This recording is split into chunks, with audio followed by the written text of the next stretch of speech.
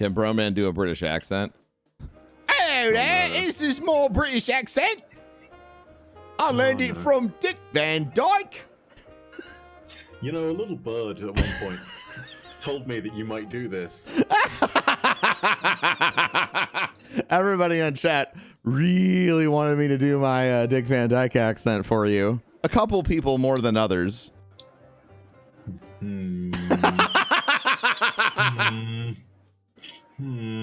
I can hear the disapproval.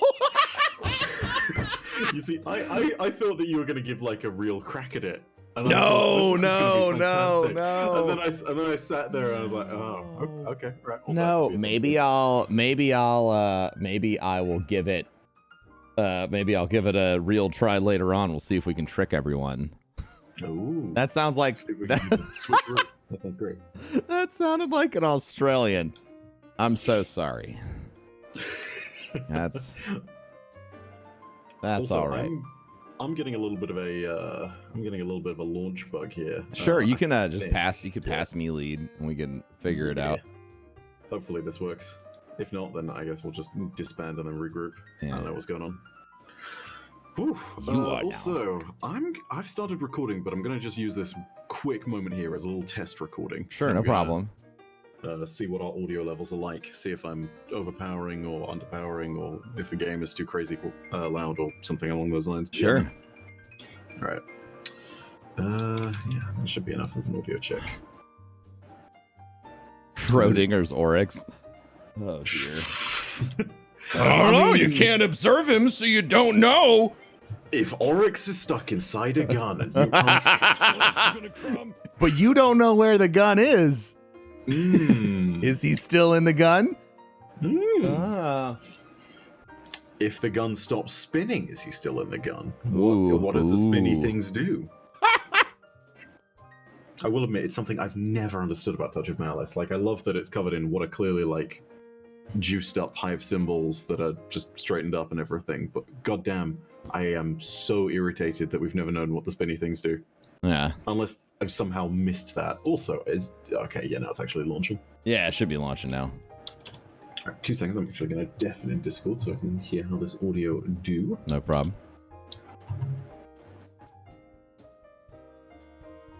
What does Bife mean? I really don't even know how you could ask that question with a straight face. If we never wore his ass as a hat. Let's check out Bife's fashion game, chat.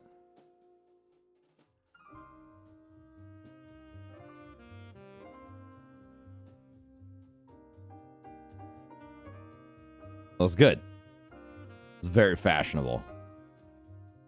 What is this the Imperium? Yeah, it is. Ah, I see I see Bife is a fan of the Shadow Glit. You know, it would really have been helpful if I'd actually done my test recording with my microphone on. That would have been amazing. Oh, that would have been smart. Been really swell of me. God, okay.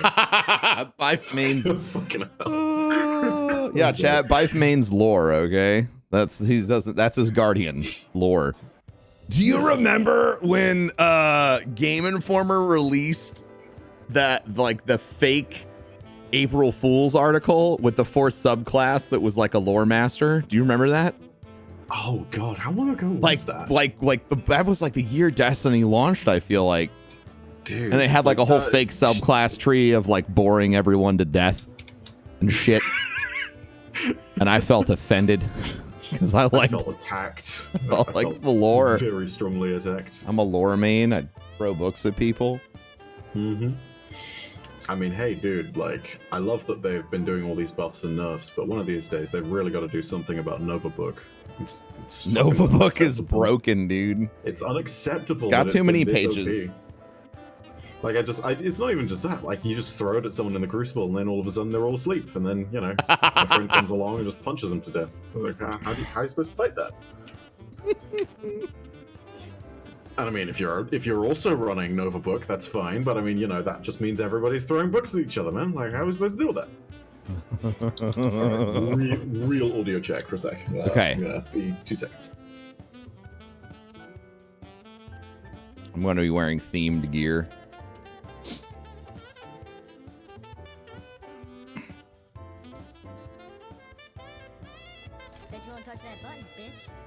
Check it out. What's up, Critter? Thank you. Thanks for all the subs, chat. Smack, Asipi Ninja, Hoodfa, Skeletor.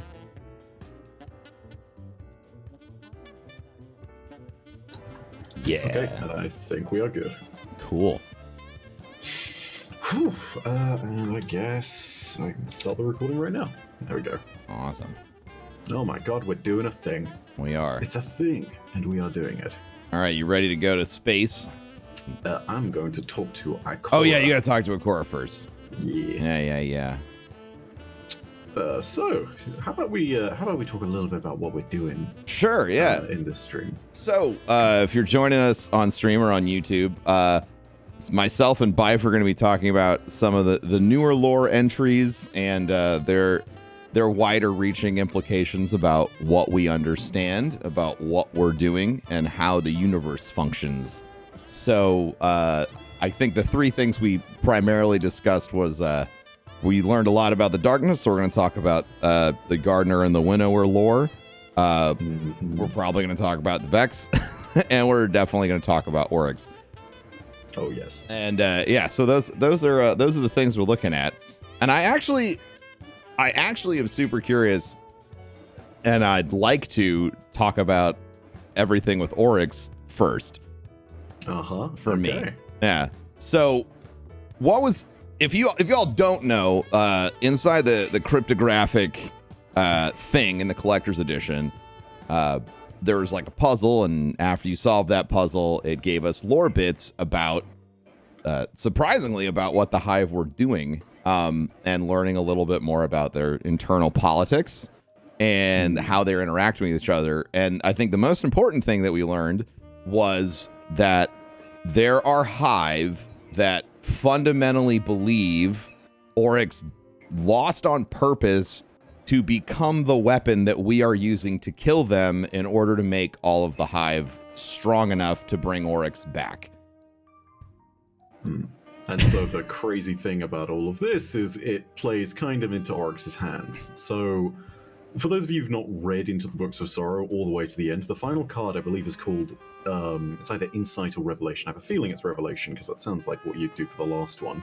But Oryx basically has this moment where he sits there and he says, you know what I'm going to do? I'm going to build a path to a gun that my ultimate enemy who's going to defeat me is then going to use, and they're going to build that gun. That gun ends up being the Touch of Malice, which you actually create by collecting all these calcified fragments. So it makes a lot of sense in the lore, right? After you've done collecting those fragments, though, and after everything's all finished up, you have this moment where the gun gets crafted, but you need 3 ingredients from the King's Fall raid to do it, which you get on your first run through, the last of which is the Ravenous Heart, which is actually a part of Oryx. In this last kind of part of the Grimoire card as well, for the calcified fragment, where he talks about this, he states that because of this gun, he will go on existing, and that he will have proved his final point, because his wielder will be stronger than him, or the gun's wielder, rather, will be stronger than him, and as a result will continue to go on proving the sword logic, that only the really strong should prevail. So Oryx has basically tried to kind of cheat death by creating the Touch of Malice, but beyond just that, there are Hive out there who look to the past in the Books of Sorrow. So the really big thing for that is that Oryx has previously actually pulled a stunt where he resurrected his 2 sisters, Savathun and Shivor-Arath. And the way he does that is by embodying them. And this is where it becomes like really important for the new lore that the Hive have. I think it's in the I believe it's in the second of the 5 lore entries that we got after the cryptoglyph puzzle was actually cracked. Which is basically an entry that states that, you know, Savathun got summoned back because Oryx embodied cunning, and Shivor-Arath got summoned back because Oryx embodied war. And the Hive in their millions have a very strong will.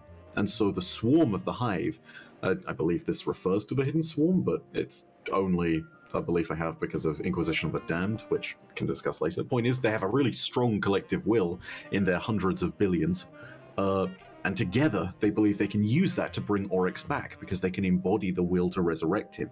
And the way that they phrase it with this, it feeds into their kind of completely fanatical belief about it, because at the end of the card they actually state if yes, this is heretical because Oryx did not believe in resurrection. Mm-hmm. He believed that you should not have any kind of power of a necromancy or anything like that. It's part of the reason why Nocris is also very controversial.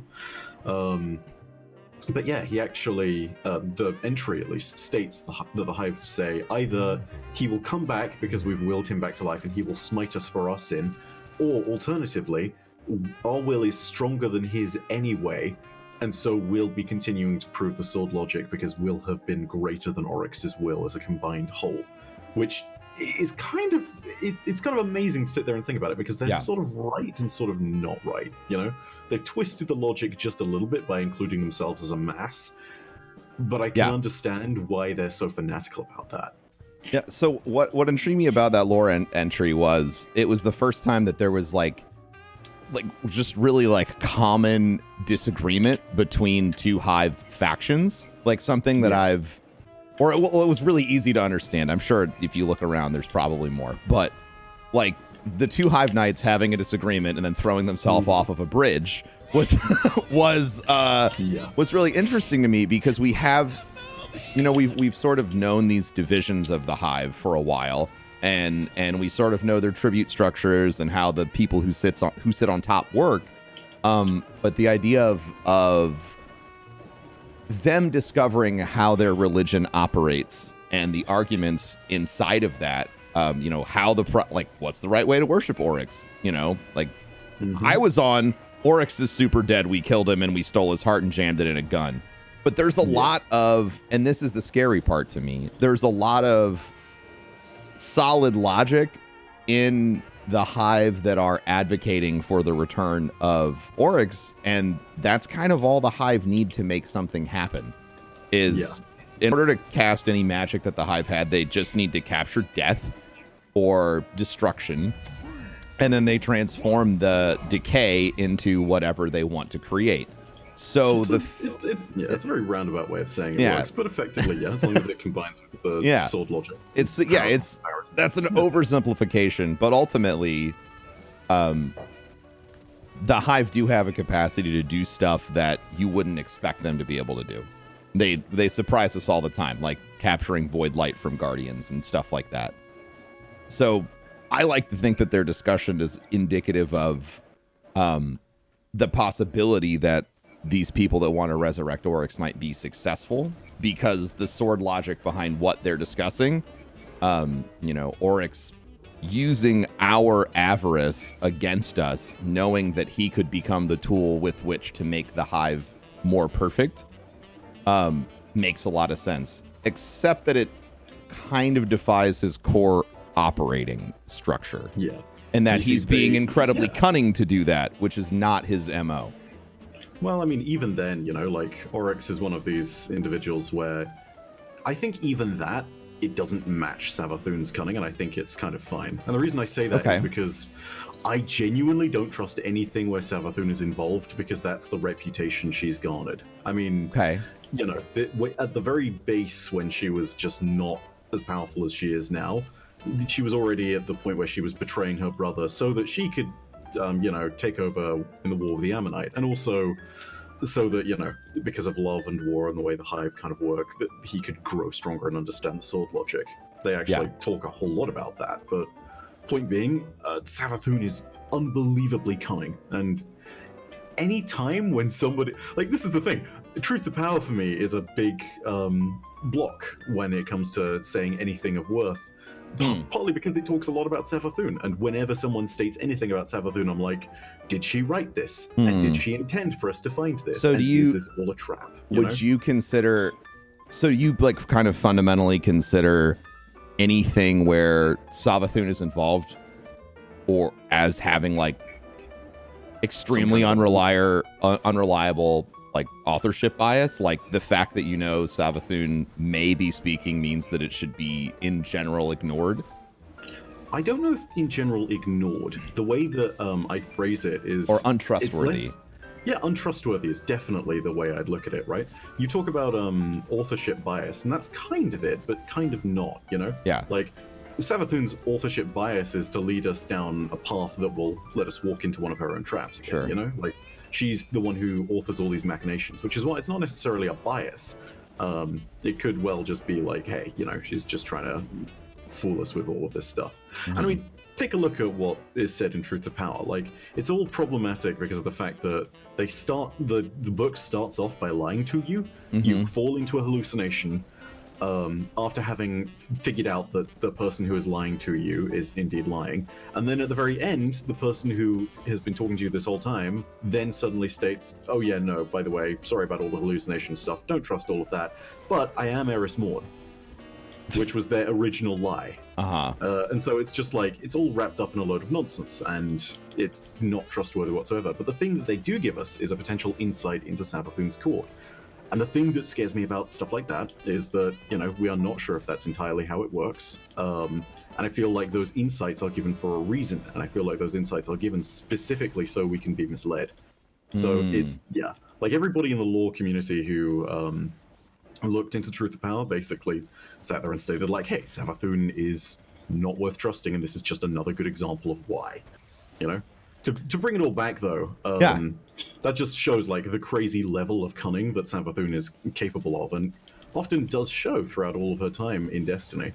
And I think the real takeaway from all of that is just, it doesn't necessarily take away from Oryx's MO for something like this to happen.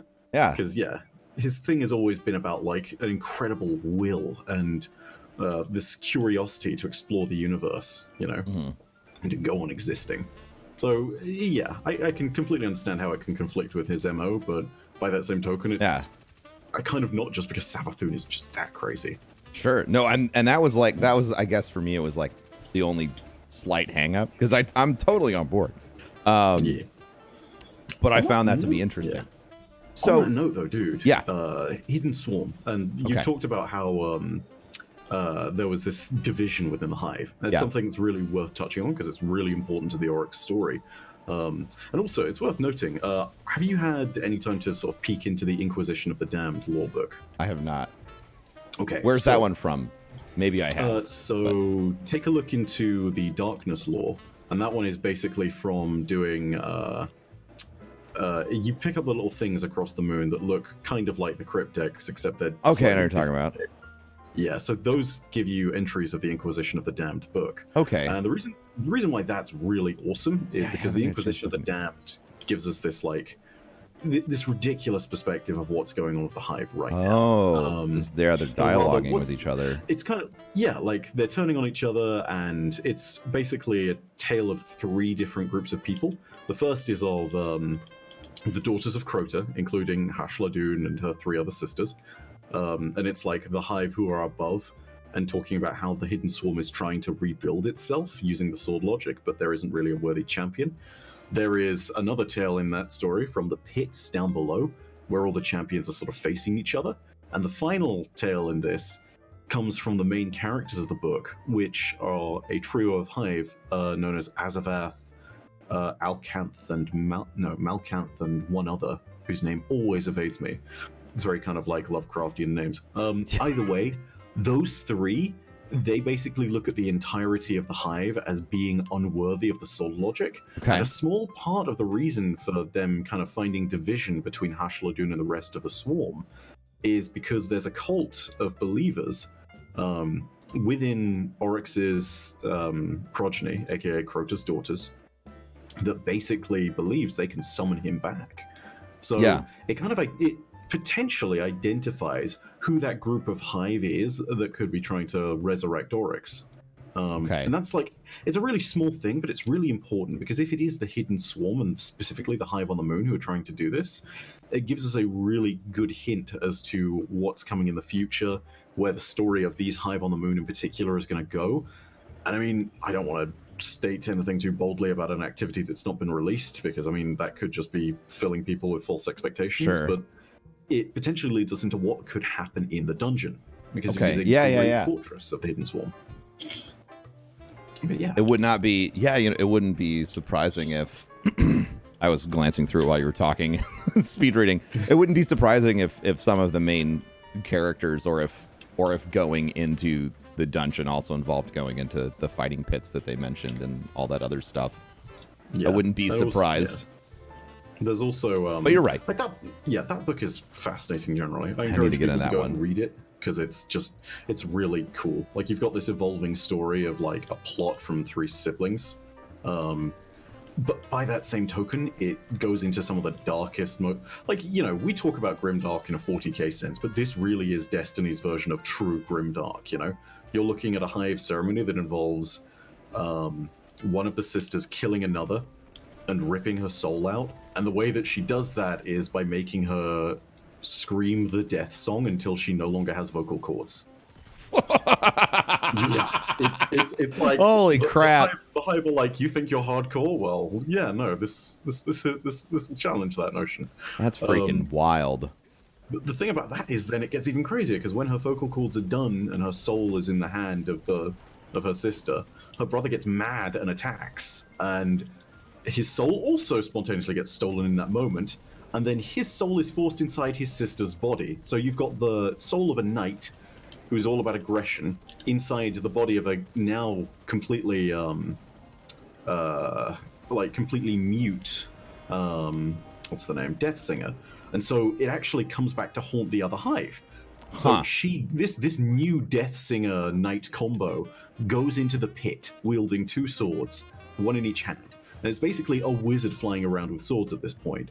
But you then suddenly see the result of that, which is they slaughter everything inside the they slaughter everything within the pit, and then they go all the way up to where the kind of Hive Ascendants are sitting, and everyone's like, wait, I recognize you, you're Malkamp's sister, but where have you gone, and why are you wielding swords? And then she just butchers them all. And like, you know, Hashla Dune and a bunch of others just like run through the palace and start assassinating their political enemies, because I mean at that point everyone is falling into chaos, so why wouldn't you? Yeah, exactly. It's the perfect moment. Yeah, and like the entire thing just devolves entirely, and that's where our lore tab of it sort of ends, is back in the pit with the sister who performed the ritual and the brother kind of talking. Not talking, or yeah, the brother gets summoned back to her, and then she starts singing a more perfected version of the death song, I believe. And the person just can't hear. Yeah. Can't not hear, rather. So speaking of the death song, is the death song simply just uttering the names of the worm gods? Like, No. Okay. Because they frame things up, and I'm asking this question because if you're not someone who's going to read all the lore, you would be tricked into thinking that when you found whose ghost. So one of the ghosts has an audio dialogue where the guy is going literally insane, chanting the names of the. Yeah, exactly. Right? Yeah. Yeah. So the death song itself is not that. I'm actually not sure what's going on with that ghost in particular and that particular recording. But what's really interesting about the death song is there's actually lore again in the Inquisition of the Damned book that comes up about that. I know, right? This guy, man, the one thing I didn't read. I know, right? It's always that. There's always something. But yeah, to give you an idea, it's all in the 2 unmaking parts of that book. Okay. Unmaking 1 and Unmaking 2. But yeah, basically, this is during the ritual, right? So let me go through and actually, like, I could read this, to be honest, because it actually gives you a lot of interesting context. Yeah, let's do that. Okay, I would like that. And I'm sure everybody who's just going to listen to this would enjoy that context too. And everybody gets to listen to Bife read something with his sultry tones, so folks will be happy. Indeed. I'm going to sit back here at the beginning and hope that the game doesn't AFK boot me. Sure. If it does, rest in pepperoni, but such is the way of things. So yeah, of course, this is all still just going on in front of us, but this is the ritual that's being performed. You've got Malkanth performing this, and Azavath is the one who is having the ritual conducted upon her. So Azavath is the one who is dying, basically. Yeah. Malkanth is the one that's extracting truth from her. And it's really important to know that Azavath has like this really well-tuned sense of what the death song is. And the kind of extraction of that is what this card touches on, because this is in the ritual. And it starts like this. Sing, O sister, of death and its many gifts. From the first there has been war. Wars of the self, wars of conquest, wars of desperation, wars of greed. From war, death, from death an end, from endings, beginnings. One such is now sung in the key of pain, Azavath's truth, the all of her torn free with a surgeon's grace. Malkanth's ears bleed as her sister's unmaking reveals her being. In the echoes of Azavath's scream, ancient histories reveal themselves. And then, from this point onwards, it just goes to a completely different section, and it talks about a story in 4 parts, which reveals the origins of the Death Song as something that was originally with the light, but then was twisted. So it starts as the Song of Light. Interesting. Right? So that particular part reads, the song was not always a corruption. It began as a gift, stolen from the gardener, which, for those of you who don't know, is a generic reference for the light. Yep. Right? In efforts to understand the unknowable realities of the orb's incredible gifts, the signal was found, a repeating tune, the song of creation. Its frequencies were heard across the stars, wherever life's promise took hold. Some among the Ammonites worshipped it. Some among the Hive did the same. For those of you who don't know, the Ammonites were the first true race that were conquered by the Hive.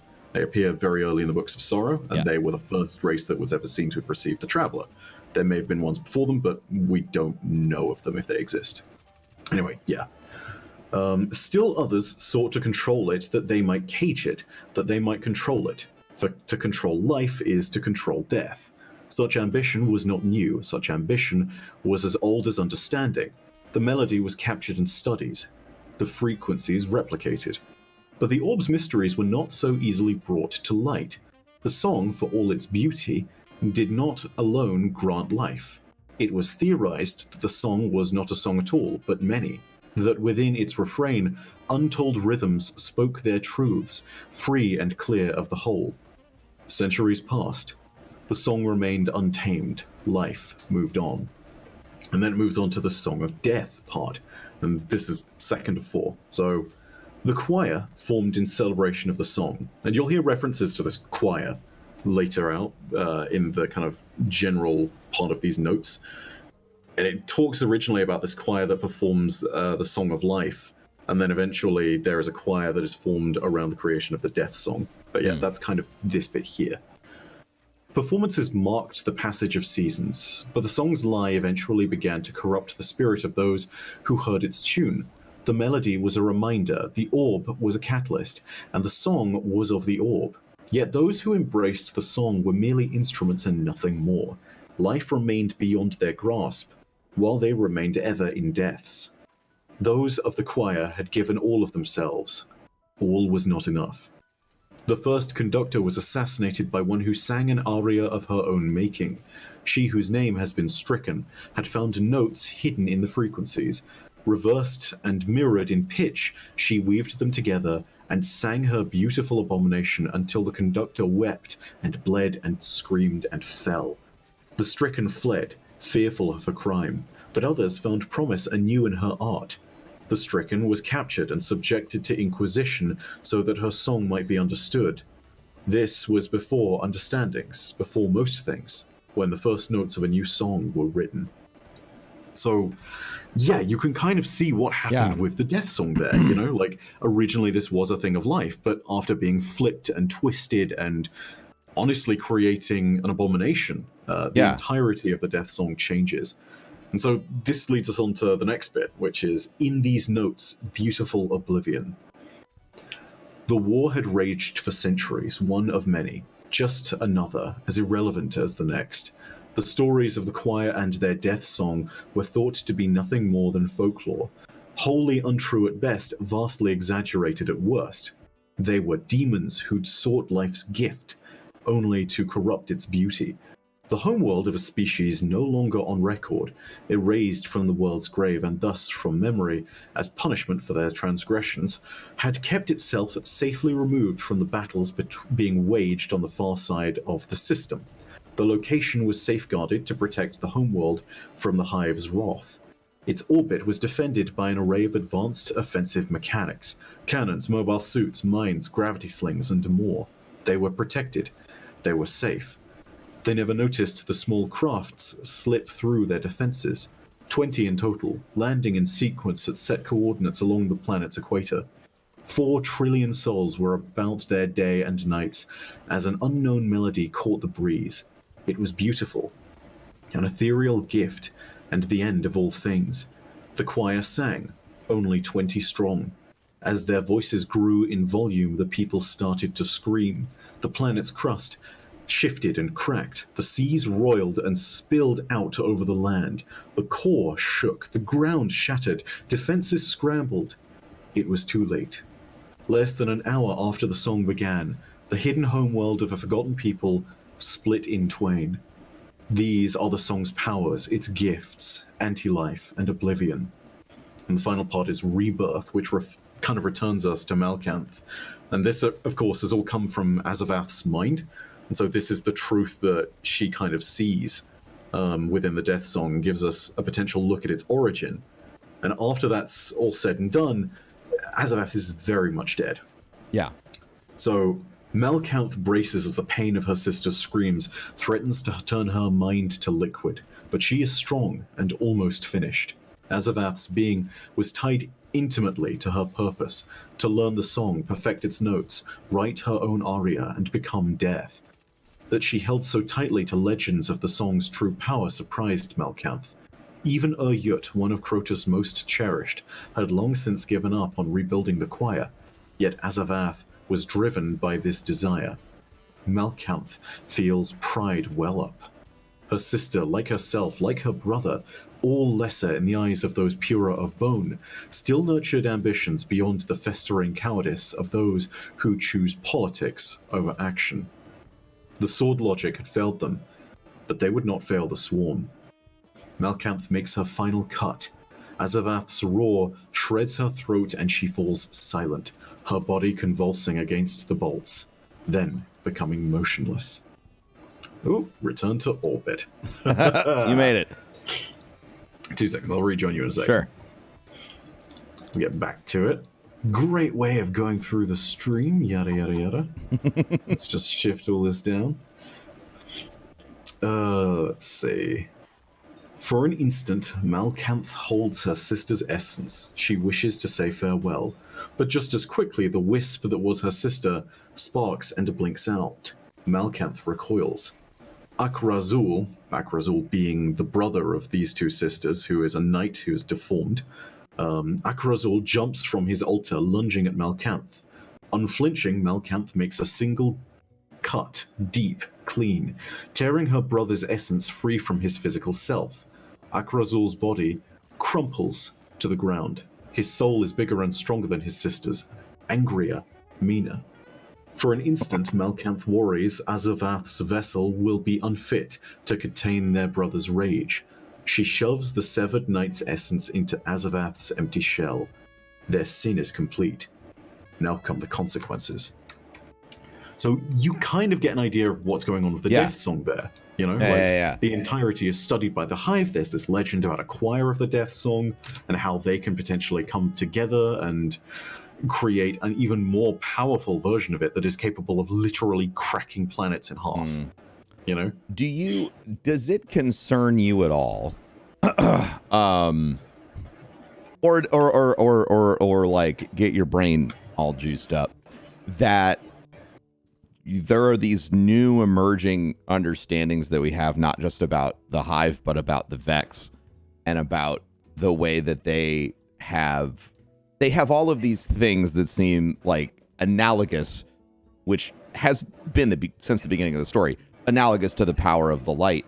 But now it seems that they're all kind of harnessing really similar information in order to do, whether it's experiments or to deconstruct or corrupt things like what the Hive does. Like, if the Death Song truly originally came from the Traveler, which we now know, and you start looking in some of the Vex lore, especially some of the stuff I was reading before, where you're kind of learning about Pradeath and how he went insane and all of these attempts that he had to communicate out of the vaults of glass, and why we eventually got his gun and like all that stuff. And he's experiencing, time, and he's seeing the Vex learn these things and sing to each other and use a lot of these songs as, you know, or in their sense frequencies, right? Because they're not out there singing with an actual voice to create.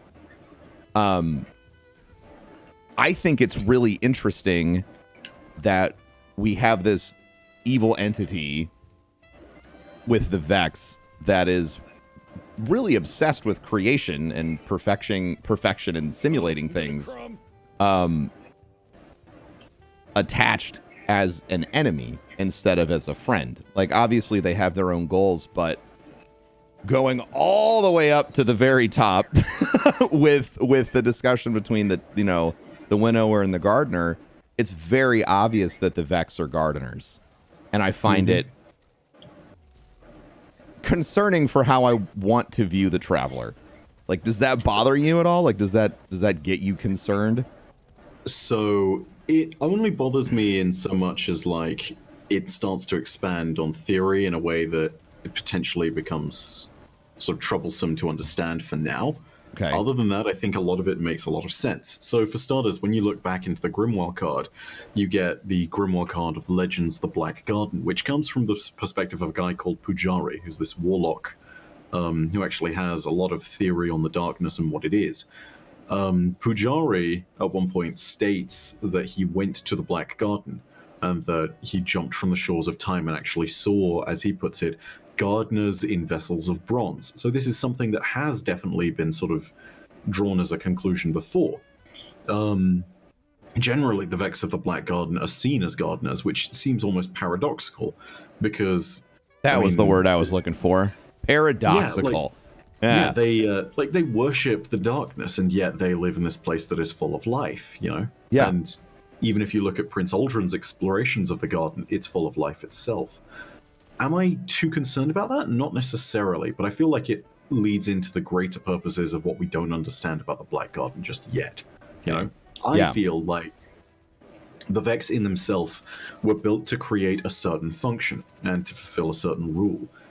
However, I feel like that rule has been interpreted openly by the Vex as simply that they need to fulfill the end of the universe. That is, conquer the universe and be there at the end of it and be its ultimate masters. Now, here's the thing.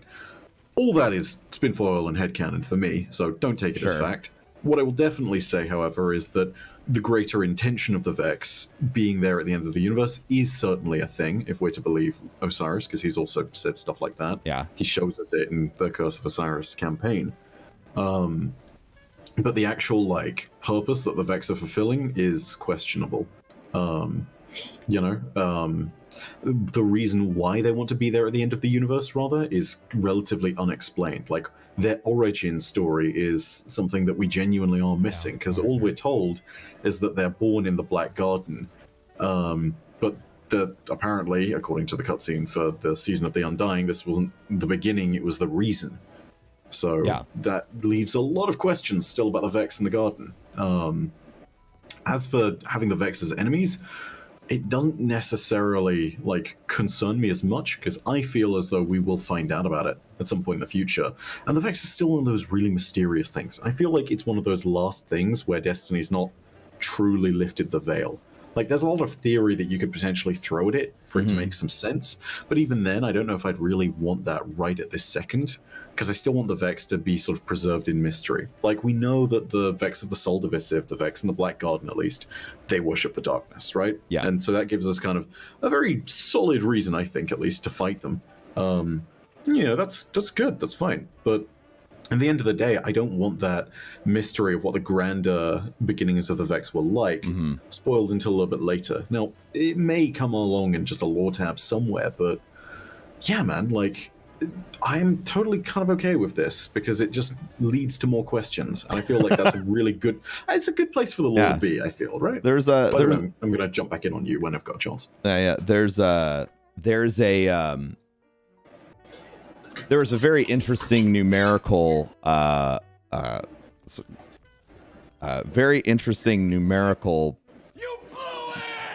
guess, I don't know the right word, uniqueness to the numbers that, and this is pertaining to the Vex still, the numbers that are cataloged for Praedeath's visions. Are you talking about in the aspect tab? Yes. So Okay, all of his chromarians or all of the visions he's seeing trapped in the vault as he's falling into the river of time and experiencing everything all at once. They're all denotated with 227 dot whatever. And someone pointed out in my chat that 227 is actually an approximation of pi. So I think 22 divided by 7. It might be a reach, but I thought that it was interesting since we're talking about parallelisms between the Vex and the Traveler. It's a really interesting potential tie-in for sure. Like pi and things like the golden ratio all being numbers that are intricate and complex and related to nature. But the 227 itself and Praedyth's quote-unquote hallucinations, I don't believe are hallucinations. I think that they are actual people. So this goes all the way back to the Vex. Yeah. Yeah, this goes all the way back to the Vex Grimoire cards. So for those of you who are looking into Aspect, these are the notations, at least on my screen. Yeah, I'll show mine as well here. Yeah, that Ben is talking about. The reason why 227 matters is actually because it relates back to the Ishtar Collective. Okay. So you remember that first mission with Dr. Shim and everything? Yeah. There's actually lore where him and his team, which I believe is, I need to find the name of the Irish guy because I always forget him. But yeah, so it's the team of Dr. Shim, Choima Essie, Maya Sundaresh, and the last guy who I know is listed in this card somewhere. Dwayne McNive, I think? McNeve? Yeah, Dwayne McNeve. Yeah, so that whole team of 4 finds out during the study of a goblin that it's perfectly simulating them. And the problem with that is that if it's perfectly simulating them, the copies of the simulation might as well be them, right? Okay. So what they eventually do is they call in Rasputin and they separate the copies of themselves that have been simulated by the Vex from the real copies. And it turns out there are 227 simulated versions of their full team. And then unanimously, as a whole body, they come along and they go into the Citadel, and those 227 simulated Ishtar Collective teams are released into the Vex networks to try and find out more about the Vex. And so the 227.18, I bet if you read back through those numbers, it doesn't go above 227 as its second number. Yeah, it's all clearly like denotations of like I'm tracking this particular subset of information. Yeah, through the and when network. it talks about it, it's like 180 Maya Sundareshes and 145 Choima Essies both laugh. You know, it's like, it talks very clearly about these divisions of people. But it also shows like, hey, this is the copy and this is the number for that particular group. Like, it's talking about the simulations. And they're what find Praedyth in the vault. And so all of those simulations plus Praedyth, they're all planning to try and understand the Vex networks and get those messages about it out to the rest of us. Which is really, it's such a fascinating concept. Because the entire thing just like, it hints towards the fact that, okay, to kind of spoil the end of the lore book, that Praedyth has seen the darkness coming through the various timelines that he sees that are just utterly dark. Yeah. And that he's been trying to warn us about this. For those of you who don't know, No Time to Explain is an exotic pulse rifle in Destiny 1, which it seems very likely was referenced in Aspect, because it basically, there's an inscription on No Time to Explain that says, soon. And Praedyth, in that lore book, it goes through his thoughts saying, like, he needs to leave behind something, anything to be set loose in the time stream. He figures a piece of equipment will be the best thing to attract Guardian eyes. Because we stare at it all day. Because it's loot, you know? Yeah. And so on that piece of loot, he inscribes the word soon as a way of saying, like, hey, the darkness is coming soon. Which is, I mean, again, if that is the same weapon, which it is unbelievably likely that it is, because, I mean, why would this be written with that intention otherwise, unless there's a grand deception already at play, which maybe keep in mind. Yeah, like, the entire point of it is it gives context to No Time to Explain. It creates this amazing tie-in with a really cool lore story. Like, there's so much fantastic stuff that goes on in this lore book, and I just, Yeah. like, It's so much to keep in your head all at once. Plus, it talks about the Vex of the Black Garden more specifically. Yeah, and how the other Vex are scared of them. Yeah, how and fight them. Yeah, they fight, which is amazing because I've just never heard of Vex fighting each other. not just a baseline disagreement like you're dealing with a time stream in a way I find distasteful, but I don't care. It's like, you're so fucking scary, I need to kill you because you might hurt me. Like that's a weird interaction for Vex. It's crazy too because you think about their unified purpose. Like they have different divisions and different minds, but all of them seem to work towards a unified purpose, which is it's amazing for the sake of their like synchronicity as a race. You know, like they never have disagreements. They're always on the same page for the most part. But when a disagreement's so fundamental about how you get to that final state is made, that's where things get really intriguing. Like, what does that mean for the Vex? It means that all of a sudden, a factor has entered play for them, namely the darkness, that is so powerful that it's almost impossible for them to ignore it, you know? Like, that to me presents so many fascinating possibilities. It's really, really cool. Yeah. And there's all this, what everyone's pointing out in my chat and where the conclusion is drawn is ultimately anyone who worships the darkness, as Temtech in chat pointed out, you know, it's all about pursuing the final shape. And this is actually a great transition into talking about the darkness. But so anyone who worships the darkness is seeking like the pinnacle of existence. They're seeking to become or assist the darkness in becoming the final true factor of the universe, or the predominant factor of the universe, which is interesting because there's a lot of different ways to get there. Like, you can go from your house to a store in a car. You could go on a plane, even though that might be impractical. You could go on foot.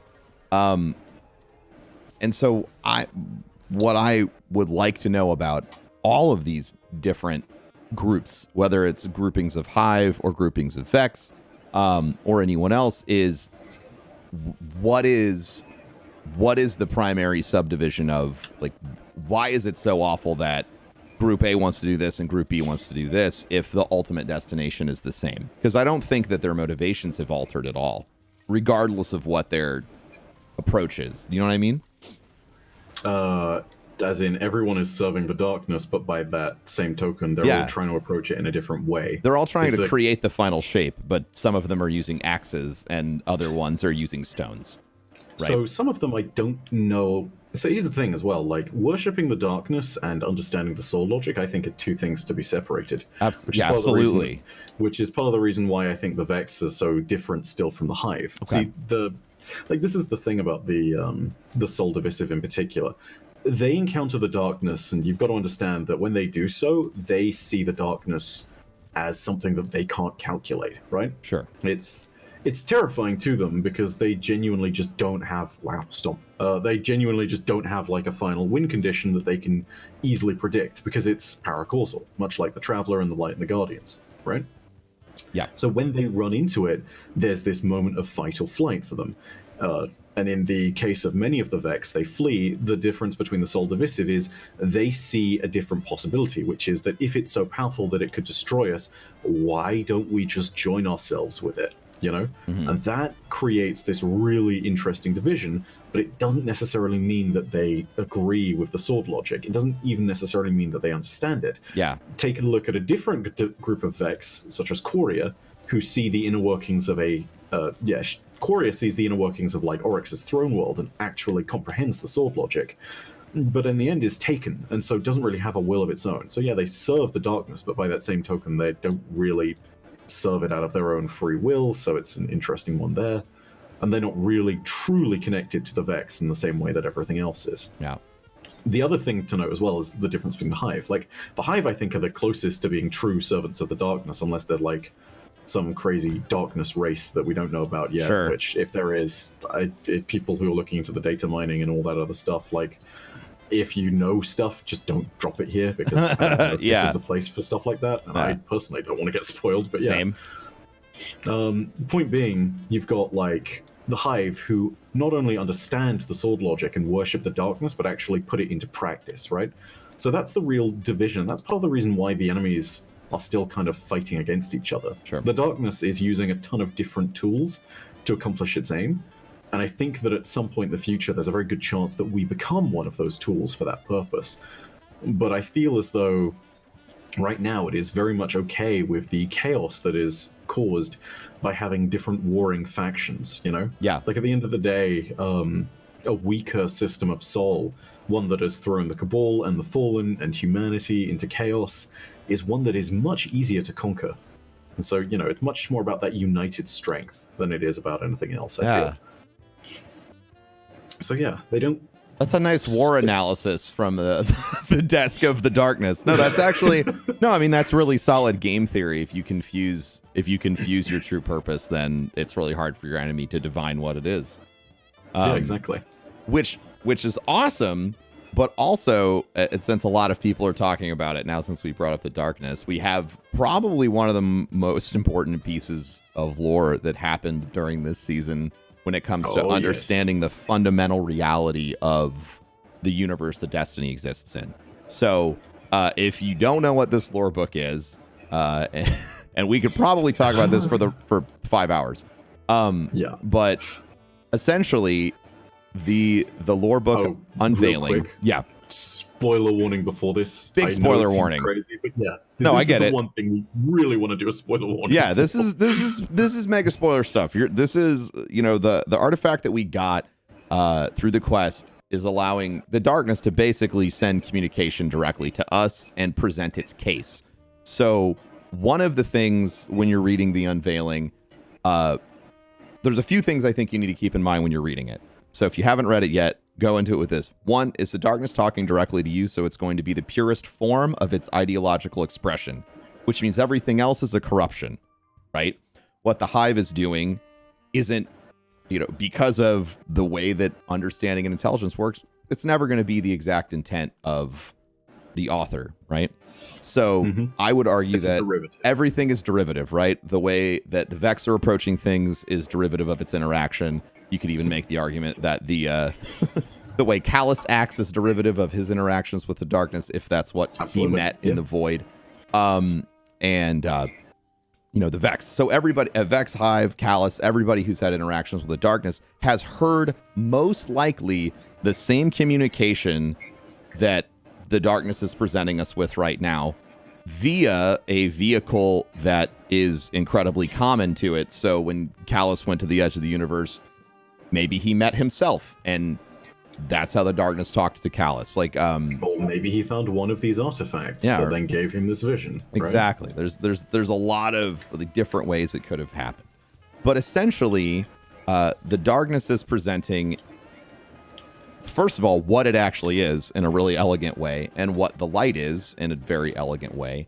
But so you need to pay attention that this is going to be the most true thing that you hear, and then number two, this is the place.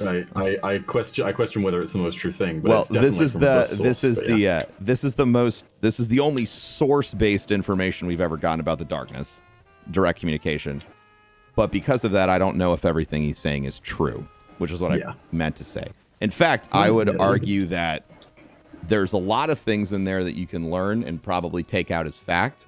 But you need to be really careful when you're reading it to not let the logic of the darkness seem flawless. And that's the thing is when, cloud your judgment. So basically, like, whenever you're talking to a philosopher that fundamentally believes in their philosophy, they're going to advocate for it in a very strong way that's going to be logically cohesive. And they're going to tell you a story in which that makes sense. And that is exactly what the darkness does when it's talking about the flower game. One of the things I thought was really interesting is that the darkness and the light are self-aware ontological concepts of the multiverse. Right. Which is awesome because which it's is like fucking crazy. You sit there and you think like, yeah, of course they are, man. Like, because like at the end of the day, there's a lot of stuff in this book that just makes everything fit really neatly. Yes. And it's part of the reason why it's kind of hard to trust, but also part of the reason why it's so wonderfully fascinating, you know? Like, it fits with Ulantan's symmetry theory, where it states that the universe has and always must be two halves, a yin and a yang of light and dark, right? Yep. Like, it's such a cool thing when you look at the way that Pujari's theory talks about it, and how the darkness is an absence of morality. And, you know, yeah, everything that you've read previously about darkness can fit really neatly within this book. But, yeah, go ahead. Yeah, so if you haven't read the book, essentially, the darkness, because it knows that it is a sentient ontological construct of the multiverse, uses a parable to talk to you. And inside of this parable, we find out about the relationship, or at least how the darkness understands its relationship with the light. And we can get into that later. But basically, the darkness saw itself as the ender of things, or the winnower, in this garden, whose job it was to clean up things after they had died in this game. And the light's job was to plant things in this game so that things could grow. And then, after doing their core functions, they just let the game execute itself. The darkness goes on to tell us a story about how the light had a fit one day and got angry at how boring the game was, and maybe destroyed a universe in its fit by slapping it with a towel. If we're to interpret the flowers as universes. Yeah, if we're interpreting the flowers as universes, that's how I've contextualized things in my head. But it destroyed something that wasn't supposed to. And that's when the darkness decided it was time to intervene. And that's, at this point, the most recent lore entry, if I'm not wrong, is the first knife. Because the one I got this week was blanked out. So I assume that means... I want to say that the one, that's the next week's one, but it's not. Cool. Yeah, because again, we've been able to pull some of these entries in advance because Destiny's systems were not supposed to let us do that, but multiple characters exist. I did not know that. Hence why they've blanked them out. But either way, the first knife doesn't give a huge amount of detail. Yeah, it doesn't give any detail other than the darkness discovered a weapon in what it was using. And this is where I think things get really interesting, right? So you can see the bias of the darkness when it talks about the light, about it's a petulant, bored child, or like a whiny couple, like a whiny partner, right? Like that's how it presents the light, as someone who is incontent with the way the game works, and the darkness thinks that the game is just fine. What I think is interesting is that inside of its admission that it looked down and discovered that it had the ability to shape the universe with a tool it was simply using to tend to it, sort of, to me, is it's like an admission of guilt. The entire parable to this point has been the darkness strictly abiding by the rules, and once it saw the light break the rules once, I feel like it's saying, hey, I'm going to break the rules too and advocate for my purpose. So this is where the book kind of tails off and ends. Yeah. But the really interesting thing is, again, like the entry just before First Knife, the one that we should have gotten this week, it talks specifically about how the Traveler is dissatisfied. And it literally says, I'm going to go and make a new rule, right? Yeah. And it's... that does not... It's a drastic move, because again, if this is to be believed, the darkness and the light exist within the bounds of the universe, and this is the way it's always been. So this is like the most fundamental change. This is equivalent to, if you'll permit me to use a religious analogy, this is equivalent to Adam and Eve in the Garden of Eden. It's a creation story. Well, it's not a creation story, it's an existence story, because they always existed. Yeah, so this is equivalent to them being corrupted for the first time. You know, this is the point at which Eve takes the apple from Lucifer. This is the point at which she's convinced to eat the fruit of the knowledge. Yeah. So yeah, like the entirety of it just sort of revolves around this change, if we're to believe the darkness's story. And again, like whether you believe that or not is something that I think you should really decide for yourself, because it provides a lot of convenient truth, but it also has this really very deliberate point of being something that you might not want to trust. You know, this is another thing, kind of like the allegiance quest, that is going to split Guardians down the middle, right? Mm-hmm. I'm personally of the side of we can't trust this. Mm-hmm. Some other people are probably going to be like, hey, you know, darkness and light, these two are just concepts. This is a pure explanation of what's going on. I think this is trustworthy. Whichever side you take, I think that's fine. I think the most important thing is to keep an open mind with this, because A, the story is still unfolding, and B, we just don't know enough. You know? Like, they talk about the beginning of the universe, and they talk about the necessity of darkness, and like this lore book generally gives us some of the most fascinating potential insights that we've ever had into Destiny. But by the same token, you are looking at something that is highly suspect. Like, it's impossible not to think of it like this. So yeah, just keep that in mind. You know, like we are beings of light that are potentially being played by a being of the darkness. Yeah, and to you know, so far, you know, our desire to grow stronger has led us to make a few mistakes. And if the Oryx lore or new lore is to be believed, perhaps that's the simplest way for the darkness to manipulate us, is to just get us to kill everything that might protect us. And then upon us killing it, it becomes corrupted, much like the death song. We create a corruption of something that we wanted, and then that thing lives stronger or creates more problems for us. Which is, again, in game theory, another great way to win a war is to manipulate your enemy into destroying themselves. What I find really interesting about the Darkness story is that, because when I was reading through it the first time on stream, everyone was like, wow, the light's an asshole. And I was like, yes, that is exactly what the author wants you to think, right? Like, the Darkness wants you to assume that the light is full of shit and it's breaking the game.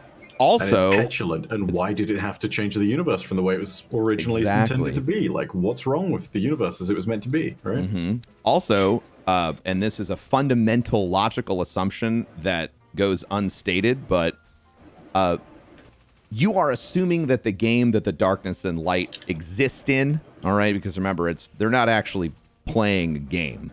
That is an analogy. Is a metaphor, right? Yeah, it's a metaphor. Yeah. Or to borrow religious again, it's a parable.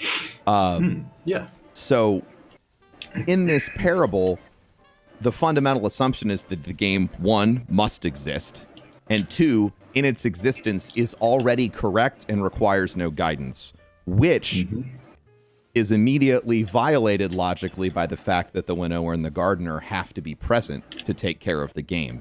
So my thought is that the darkness is presenting itself as a sentient concept of the universe that simply exists, which clearly it exists on a level we don't understand. But from argumentation, I think you could make the point that it is violating its own construct by saying this game has to exist and I have to take care of it, but the game's already perfect.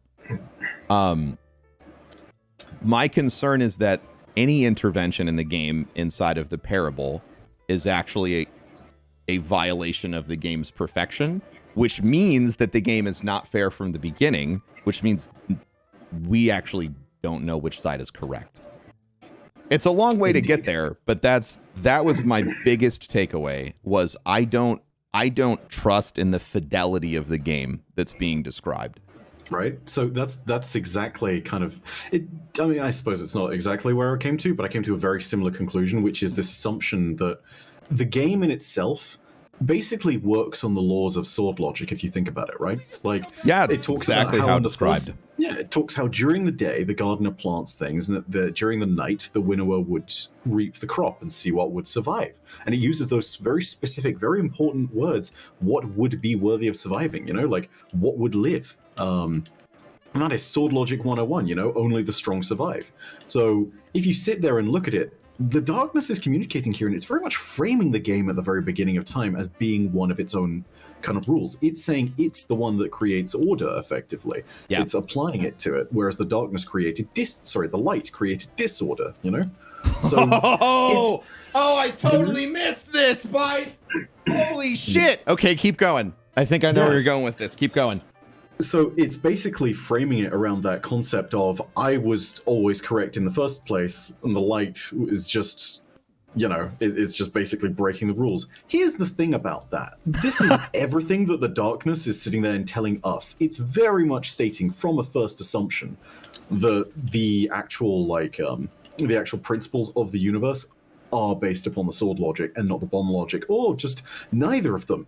That existence just is, perhaps. Yeah. You know? Like, it's stating a baseline set of rules and principles for the universe without giving some kind of backup to them. It even just says, simply because this was, this is the way it's supposed to be, which fundamentally I don't trust. You know? Like, it is really hard for me to sit there and accept plain principles from the very beginning of the universe. And even when the Traveler, if it ever so decides to just go ahead and do this as well, drops its principles and theory, I'm going to have to take the same skepticism, because both of these will be biased viewpoints, Like, you're sitting there and you cannot look at this with any level of objectivity if you believe that one is correct over the other, Like, maybe there is truth in both stories if there are similarities, but at the end of the day, I don't think I trust either of them completely with this. Because it's very clear that there's perspective and opinion here. Yeah. And that's, of course, if there's similarity in any of their stories, which,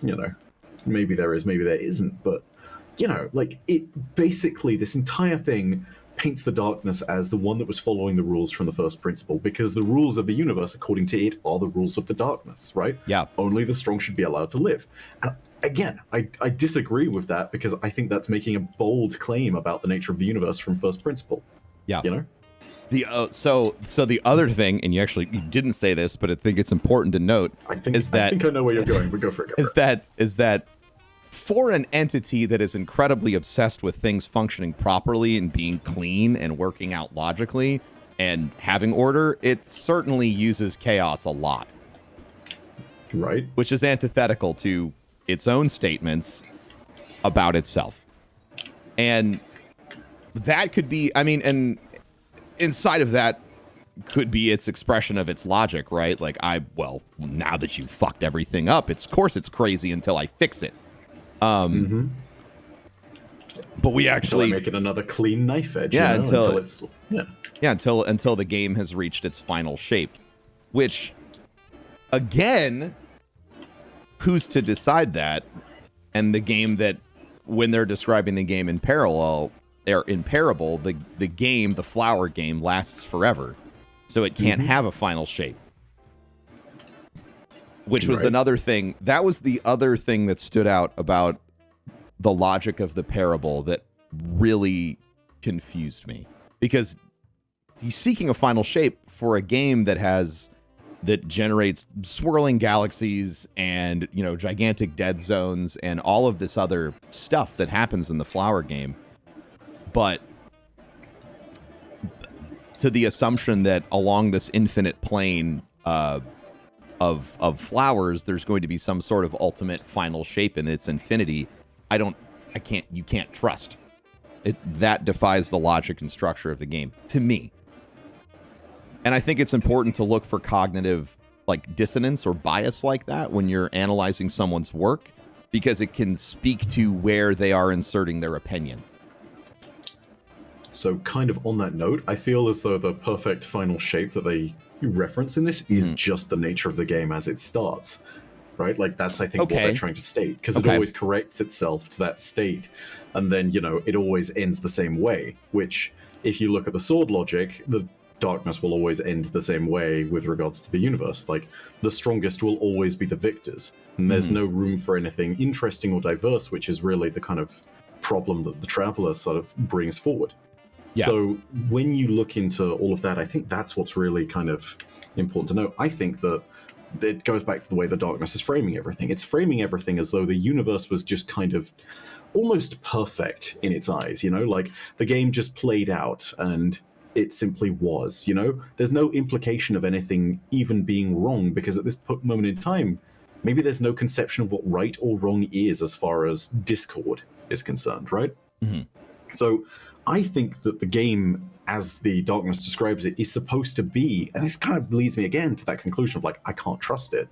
You know, I think it's supposed to be this idea of, hey, this is the darkness and this is what it's doing, and you know, this is the final shape as the universe dictates it, and it's always been this way. And again, I fundamentally don't trust that. Because again, it implies a lot of stuff about the beginning of the universe that we just don't know to be true. Like, yeah. By that same token, you can say the same thing for the light. Yeah, I'm still left in fundamental disagreement about a lot of it, you know? The one thing that you can take away about the light, I feel like, with a safe certainty is it is of an equivalent level of existence and strength as the darkness. Like, the darkness talks about it like a companion, like a friend. Like an equal. Like right? an equal, yeah. And the first time I was reading through this, everyone was like, oh, well, like, you know, like, well, the light looks like an asshole. And then the second one was like, well, how do we even trust the light, or like all this other stuff? And like, maybe he's lying. I thought it was really interesting because in a space where the author could very easily kind of reach out and strongly decry the level of like power or existence or strength that his adversary has, it doesn't. It's very complimentary. Like there's the only digs that start happening at the Traveler are in its behavior, or the light is in its behavior towards the game later on, which are completely, totally unsubstantiated. Plus it's very eloquent and very kind of, I want to say almost surgical about it, you know, like it doesn't say the Traveler was enraged, it says the Traveler was vexed, which is just a very eloquent way of saying they got angry. Yeah. And then when it talks about the actions of the Traveler, they quote it, you know, and they don't make any assumptions about the nature of the Traveler, or they don't say like it cried like a little baby, look at this little guy, what the fuck. No, it goes ahead and is like, you know, it simply said this, and I replied, and then it did this, you know? It's leaving its actions to be what you have that judgment from. So yeah, like, that's part of the reason why I think the writing is as good as you say it is, man. Like, it's the same kind of principle. Well, they're using, like, and the other thing that I really enjoyed when I was reading about it is you can sort of see the logical underpinning that every race you combat corrupts, like the different ways to seek the final, like the Hive are seeking it solely by destroying everything that isn't them or isn't strong enough to survive. And they are kind of gladiatorial in that sense. Like, if you kill me, I'll stay dead. Like, if you figure out how to actually kill me, sure, I'm dead. But in any other format, you're dead. And you should have been dead permanently because, you know, I exist. And you can also see, you know, the way the Vex corrupted or any of this other stuff, which I really liked. My concern after reading all of this is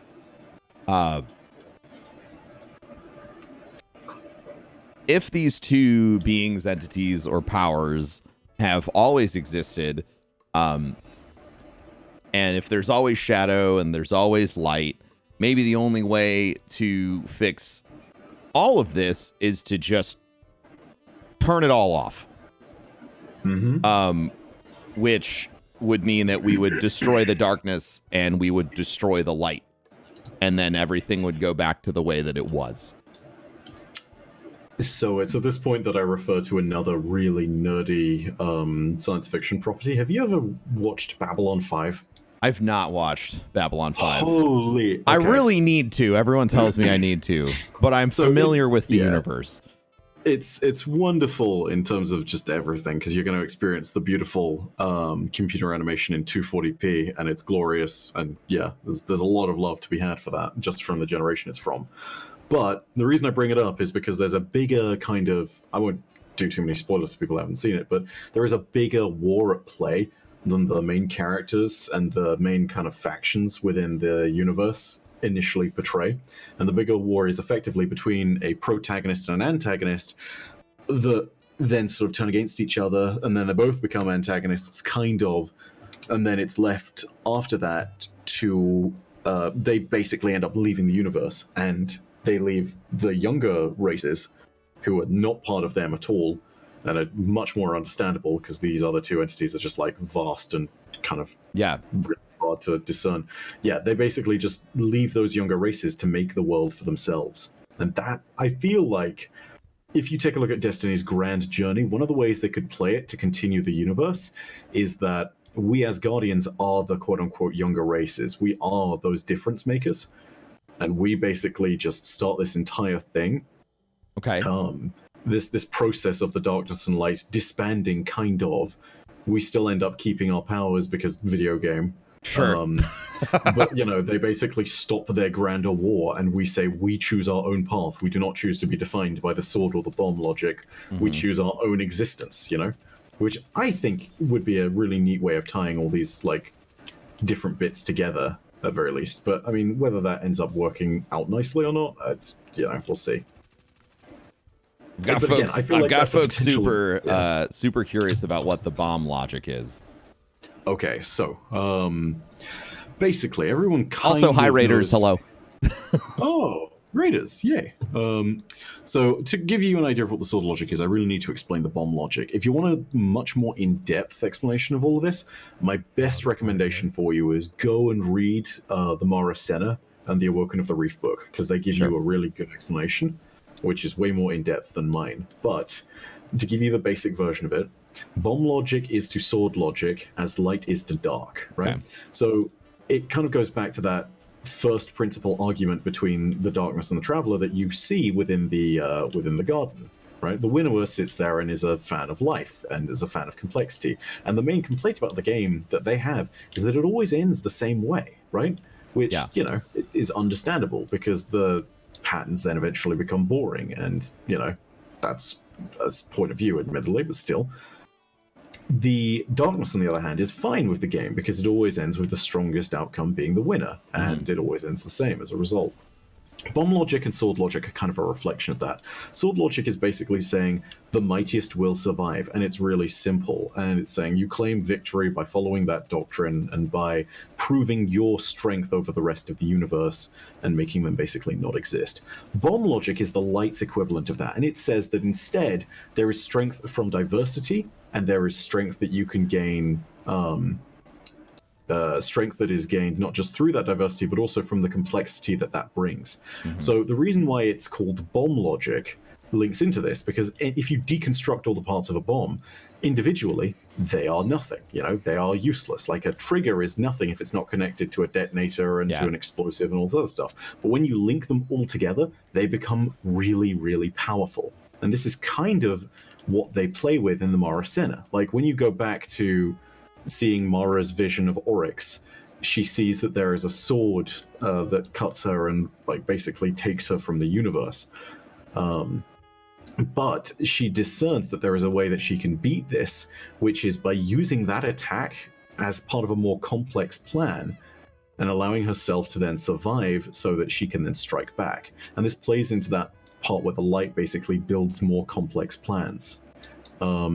When you take a look at that in particular, Mara's plan eventually becomes sit there within Oryx's own throne world until I can be reborn and I can make it back to the shores of Elysinia. But in the process, her big part of the plan was to help destroy the Hive fleet. And so she is basically counting on the Guardians to be another part of that.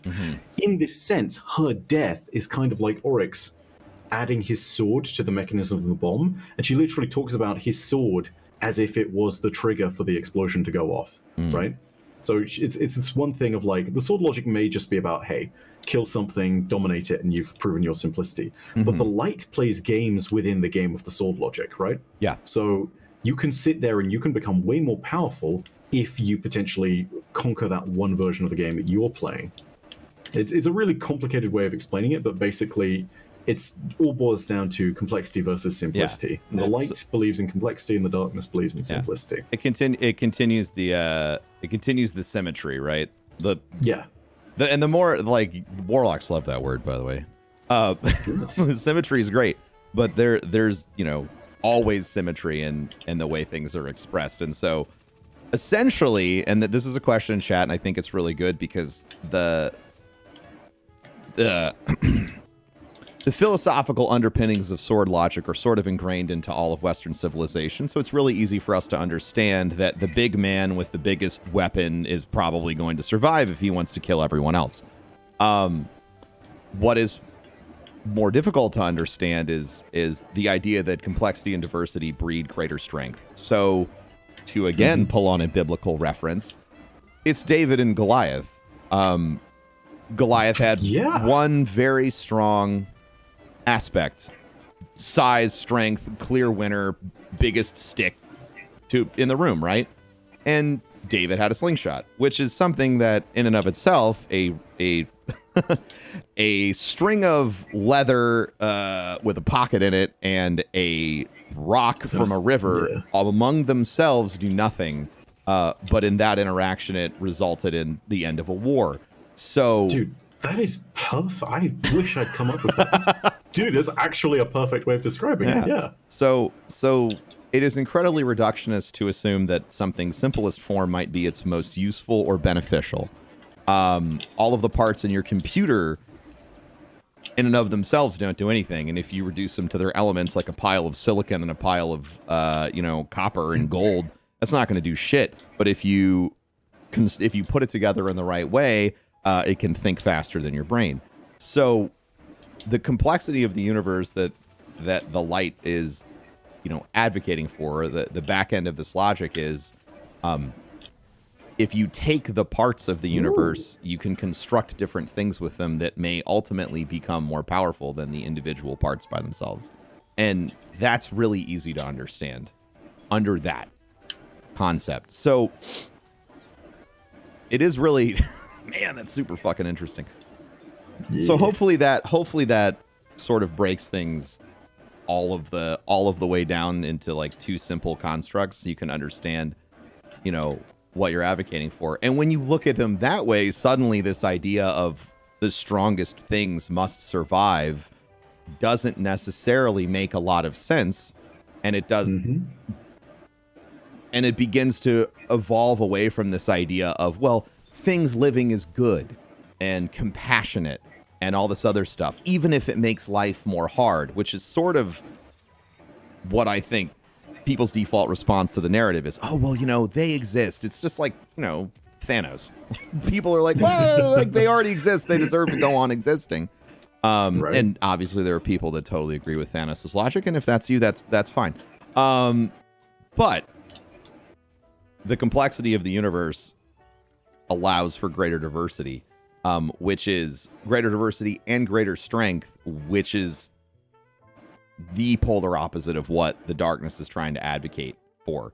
So now maybe if you were feeling empathetic towards the darkness, you understand the pursuit of what the Traveler in the Light is trying to do logically. I get sword logic is like a philosophy whose ideology has something that transcends and enters the realm of ontological effects and theories. Okay, so both of these things in the Destiny universe have ontological expression, right? Yes, expressions on the fundamental level of existence, like you exist, therefore you have to have some kind of relation to these two properties because you have a relation to existence and to death and the end of existence. Exactly. And this brings up something super interesting. Someone wanted me to bring this up since we're talking about the Vex a lot. The Ghost Fragments Ghost passage in D1 where the ghosts are talking about how they don't understand what they do to bring Guardians back. And there's some symmetry, if I'm remembering it right. There's some symmetry to the ghosts guessing at maybe we are as Vex are, and we simply copy and paste a Guardian from another timeline who didn't get shot in the head by that bullet. I was just curious what you thought about that in relation to,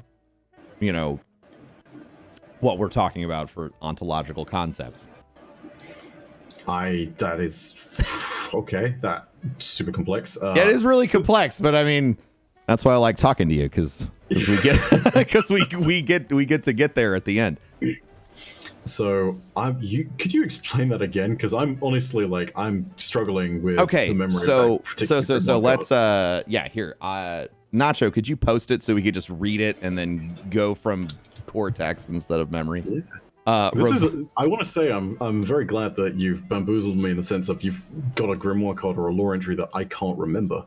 Because that that concerns me slightly. I feel like I should remember this. Yeah, Nacho's gonna grab it really quick so we can read it. But yeah, like essentially, and this is to buy some time while he's posting this. Essentially, this is where some people come up with a theory that the Traveler may or may not be a Vex construct because they say, oh, well, this is this ghost, and it's talking about how maybe we're using technology similar to the Vex, and the Traveler is, of course, looks incredibly technological and complex, which I think at this point is kind of a logical fallacy now that we've seen the Darkness ships, which also look very logical, which also look very complex once you go inside.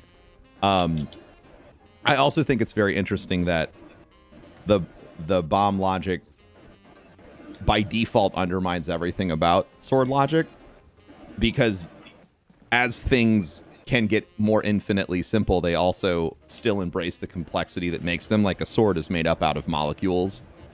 Right. Like you can, if you're going to drill to the underpinnings of the universe, everything is essentially made up of many things, which is interesting. And we're waiting on this.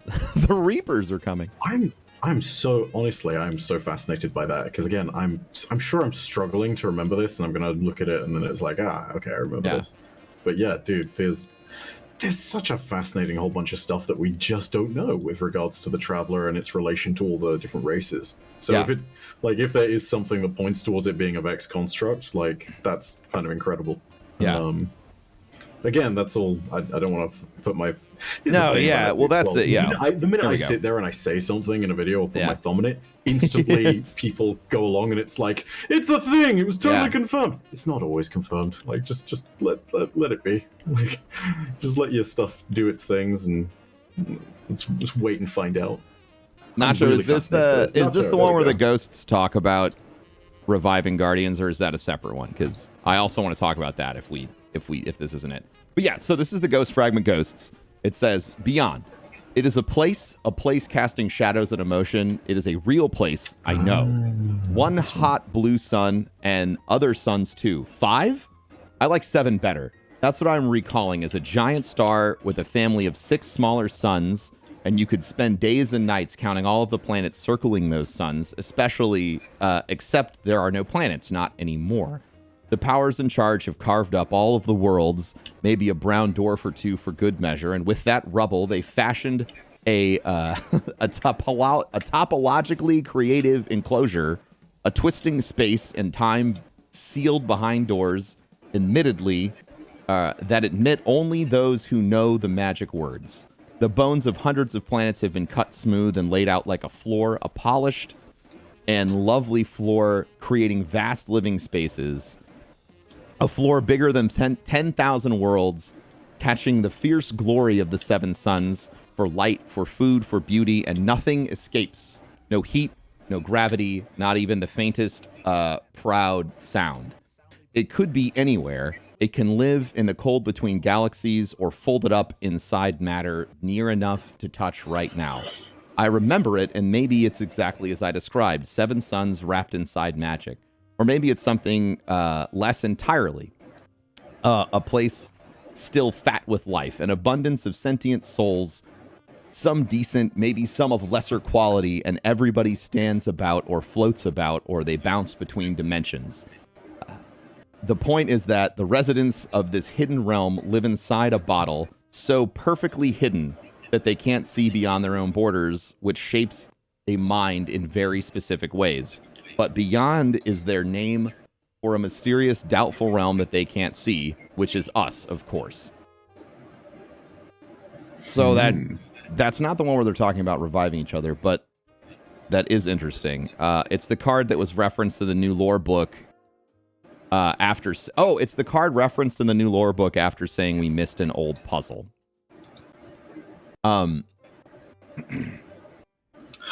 Which new lore book is this? Is this Aspect, maybe? Yeah. Nacho digs deep into the lore too. Yeah, so It's a fascinating entry, and I do remember this. So one, that's at the time when this was released, it was so like obscure. Like this one. Oh, it's in the foreword in the Grimoire anthology. Oh, okay. Okay, Right. yeah. So, yeah, Nacho, if you could get the lore book where the ghost is talking about, like, maybe we copy and paste things, that would be cool too, because I'd like to talk about that from a point of reading the text. But yeah, I mean, that's the ghost that they find outside the Vault of Glass. And I think that originally, when you read that, you think, oh, the Vault of Glass is the perfectly hidden bottle. Or, the pocket universe that Atheon might be trying to create. But as we get, like, more context to the story, I wonder if maybe it isn't talking about us. Which is like a logical thing that I think about for the Guardians a lot, is that we are resurrected into a world with no memories, and then we are told how that world functions. And if everyone wanted to lie to us, they could. Yeah. And this also has resistance to, like, the first mover fallacy. All it takes is one person lying to the first Guardian who showed back up, and if that Guardian perpetually exists, that lie becomes a truth. So it's very there are some very big holes that you can punch in, like, our understanding as Guardians, because we are agents of light, operating on a restricted set of rules. The ghost is the bad guy. No. That's not what I'm saying. Okay. Yeah, so it's really interesting. All of that stuff that's spoken in of and about there, about the lights and the universes, and so we don't really know the place that's being referenced there yet, because we haven't gone there. A place with a glowing blue star, or at least that I can remember. There is a note. I need to look at this and double check, because what I'm about to talk about is literally the craziest, spinfoiliest nonsense. That's great. If you go outside the Vault of Glass, there's a red box. Sure. Which is also talked about in the lore, and it's talked about in the context that if you look inside it, you can see almost a perfect copy of our solar system.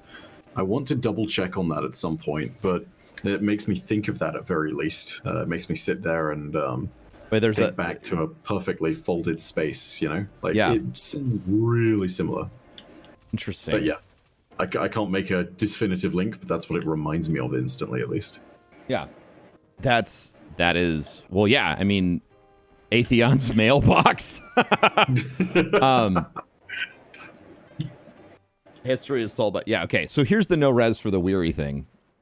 Okay, yeah. So to give it context, when we're because one of the things that I think we're learning more of is we're obviously learning more about the Darkness's relationship with the Traveler, and more of how the Vex operate and how the Hive operates. So when you look back at some of these other lore entries, they have new context. So no res for the weary. This is from the Ghost Stories book. It got added in Forsaken. My guardian is immortal. My guardian is forever lost to me.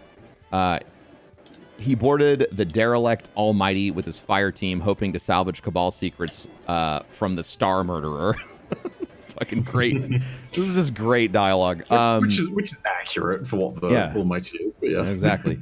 I should have seen the trap. Was it Cabal? Maybe it was some sort of Vex infection from Mercury. I don't know. It's all my fault. I remember the moment of activation felt like falling. He lunged for the center, crying out to his friends, "I'll disarm it." He's still lunging, flying to the Almighty, and you would find him there, caught in the amber of slow time, reaching forever. I have observed his motions carefully. He will arrive at the mechanism and deactivate the trap in only a little more than 50,000 years. I cannot resurrect him.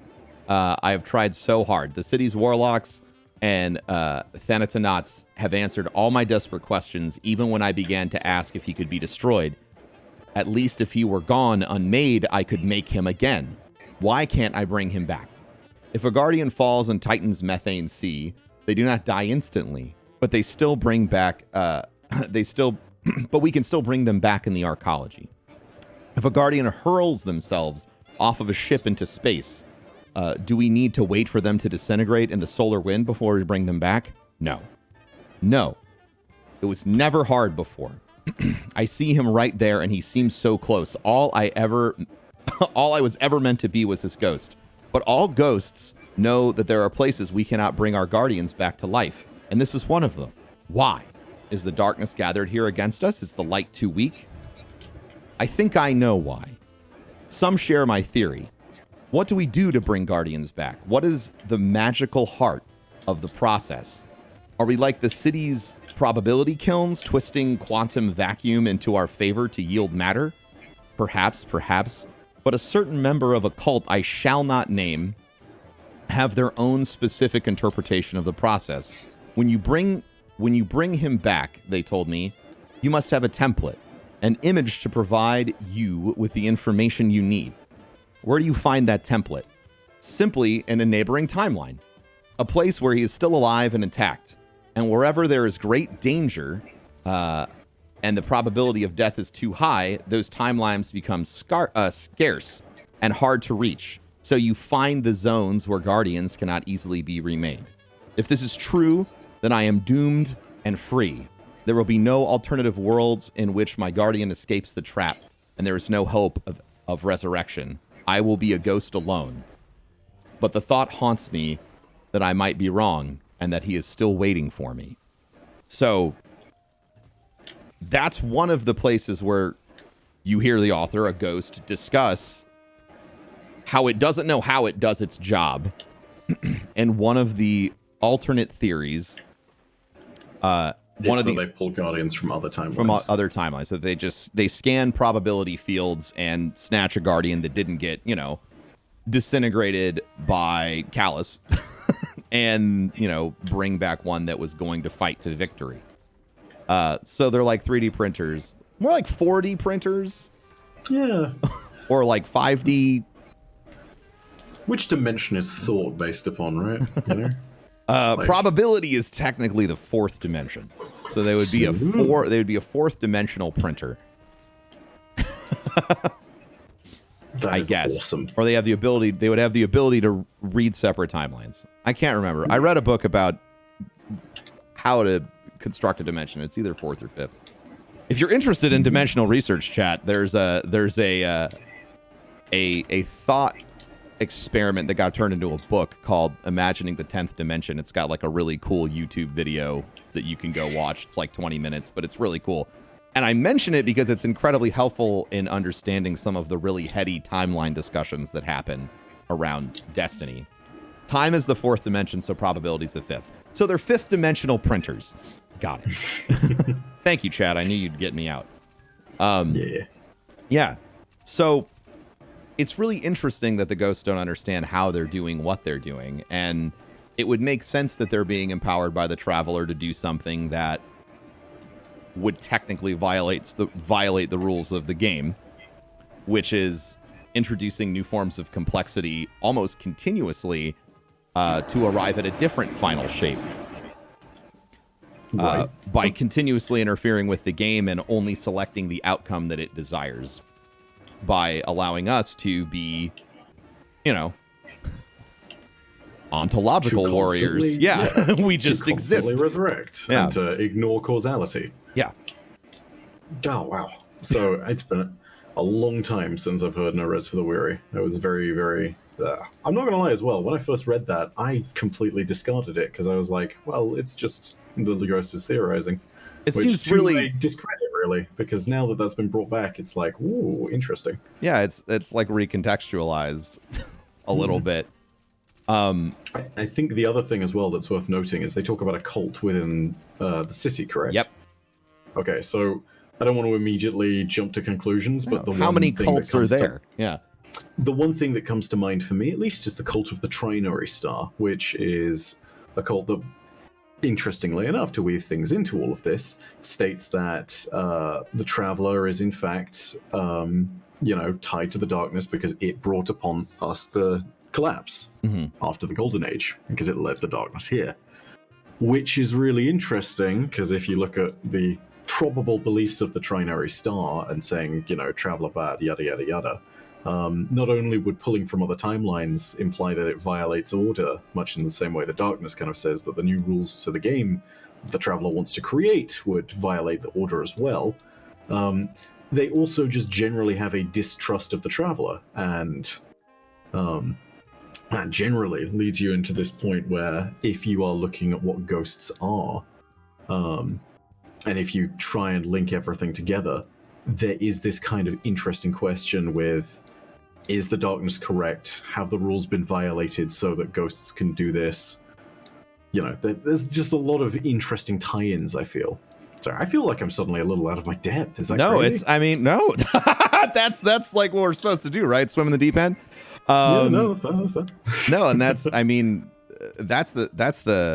thing. And big shout outs to Nacho Otter, who's one of my mods. Yes, thank you, Nacho. He's a huge lore nut, and he's very obsessed with Vaults of Class. So he tends to bring up stuff that's referential to any lore around that when it pops up in game. So, I mean, to me, it would be continued affirmation of the darkness's big gripe if that's what ghosts are doing, right? Mm-hmm. They are taking information from one of the flowers that technically should remain a self-sustained entity and interjecting it into another one of the flowers, allowing it to live or violate the principles of the game. Which, by the way, one of the most elegant statements in that whole parable is the darkness does a really, really good job laying out how complex this game is that they're sort of caretaking. And then is quick to remind you at the end, by the way, this game that I just described to you is infinitely less complex than what's actually happening, because what's actually happening is, as a sun, it would be like comparing the seed to a sun that gives it life and everything else around it. Yeah. Which, like, if you think about the orders of complexity between a seed and a sun, it's pretty massive. On level of how many molecules there are alone. Yeah. Jeez. Nacho says he's good buffs with Owen and Lando. The MOTS guys, he'll know. Is what he said. Owen and Lando are from the Music of the Spheres team. They're really good people. Yeah. Owen, I believe, was actually, I remember seeing a thread with him on Twitter where he was actually very excited about all the new Death Song stuff, because that actually, again, links in potentially with Music of the Spheres. You could potentially have a little bit of headcanon there that the Music of the Spheres is kind of the equivalent to the Death Song and has always been. Yeah, which is a really neat way of looking at things, but it's not anything you could technically confirm. So there's a lot of fun stuff with that. When is the Death Song part of the soundtrack? Taken King, track 13, Death Singer's Dirge. There you go.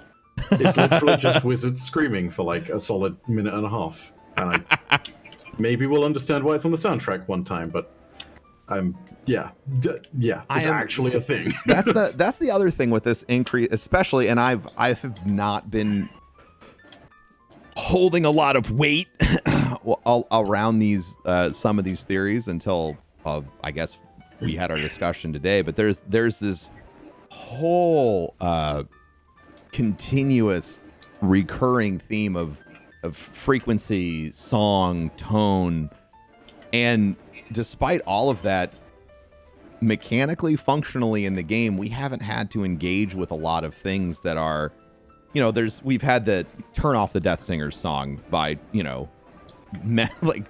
the unweaving aura, right? Like making them sing opposite songs to weaken them and allow ourselves to live, right? Which makes sense. But we as Guardians... Is this in King's Fall? Yeah, that would be in King's Fall, right? Yeah. The two Death Singers, you have one is singing the song of unweaving. You need opposite buffs in order to survive. Yeah. So, and that buff both protects you and removes power from the other singer, right? Because they heard the song that the other one was singing, and I imagine they're probably not supposed to hear those songs. Or if they do, there's not supposed to be guardians present. But the first place that we encounter tonality in the game is with the oracles. And sometimes I wonder if maybe we all missed something there. Because everyone's first fucking instinct in that raid was, this is Simon Says, I need to play the tones back. But once we all figured out, oh, well, you can just blow them up. Yeah. You know, I have curiosities that maybe there is going to be a lot of stuff, and it's already happening in the lore, that's referring back to experiences that we've had as Guardians 5 years ago. Nacho is, of course, of the group of people who thinks that we super missed something. Here's the thing as well, considering now that we got lore that indicates what No Time to Explain meant, and after the very big pointer towards Elsie Bray probably being the Exo Stranger, you know, after things like that, I'm very much always going to sit there and say we've definitely missed things, and not even by the nature of like, hey, you know, we missed something because it wasn't necessarily told to us. Also just by the fact that, like, context, when you combine it, is really hard to find. Like, there's some really obvious pointers that you can get in Destiny's lore, but sometimes things don't feel like they should be connections until something else is created that points it out, you know? Sure. Like, there's a lot that comes along. This does make me curious though. What is your opinion on the folks that think like we never actually finished Vault of Glass? Because there's like a hidden puzzle. I was exposed to this, and like there is some seriously crazy shit out there that I've read by people like trying to deconstruct I will never everything. be content to say we're done in Vault. Let's leave it at that. Okay. Know? Like, our understanding of time and destiny is changing constantly. Yeah. Because we get all this new stuff which implies how it works, but isn't completely clear all the time. So I'm never going to be content to sit there and say that Vault of Glass is donezo. Like, even when it comes down to the way that you kill the final boss, like, there's ideas of how it works and there's competing theories of time. And, you know, like, there's a lot of structured debate around it, which gets way over a lot of people's heads. The reality of it is, like, it's just really freaking hard to tell any of this as being true or untrue, because it's hard to display how time properly works, you know? It's one of the biggest problems with saying Vault of Glass is complete. I mean, even after we finished the raid, we still went back in there, like, what, 3 times or so with various different adventures? Like, we definitely went back in there with Skolas and House of Wolves. Praedyth's mission was definitely a thing, and technically we would go back in there again because, you know, when you do the Praedyth mission for No Time to Explain, it opens up a completely different section, you know? Like, there's a lot that goes on.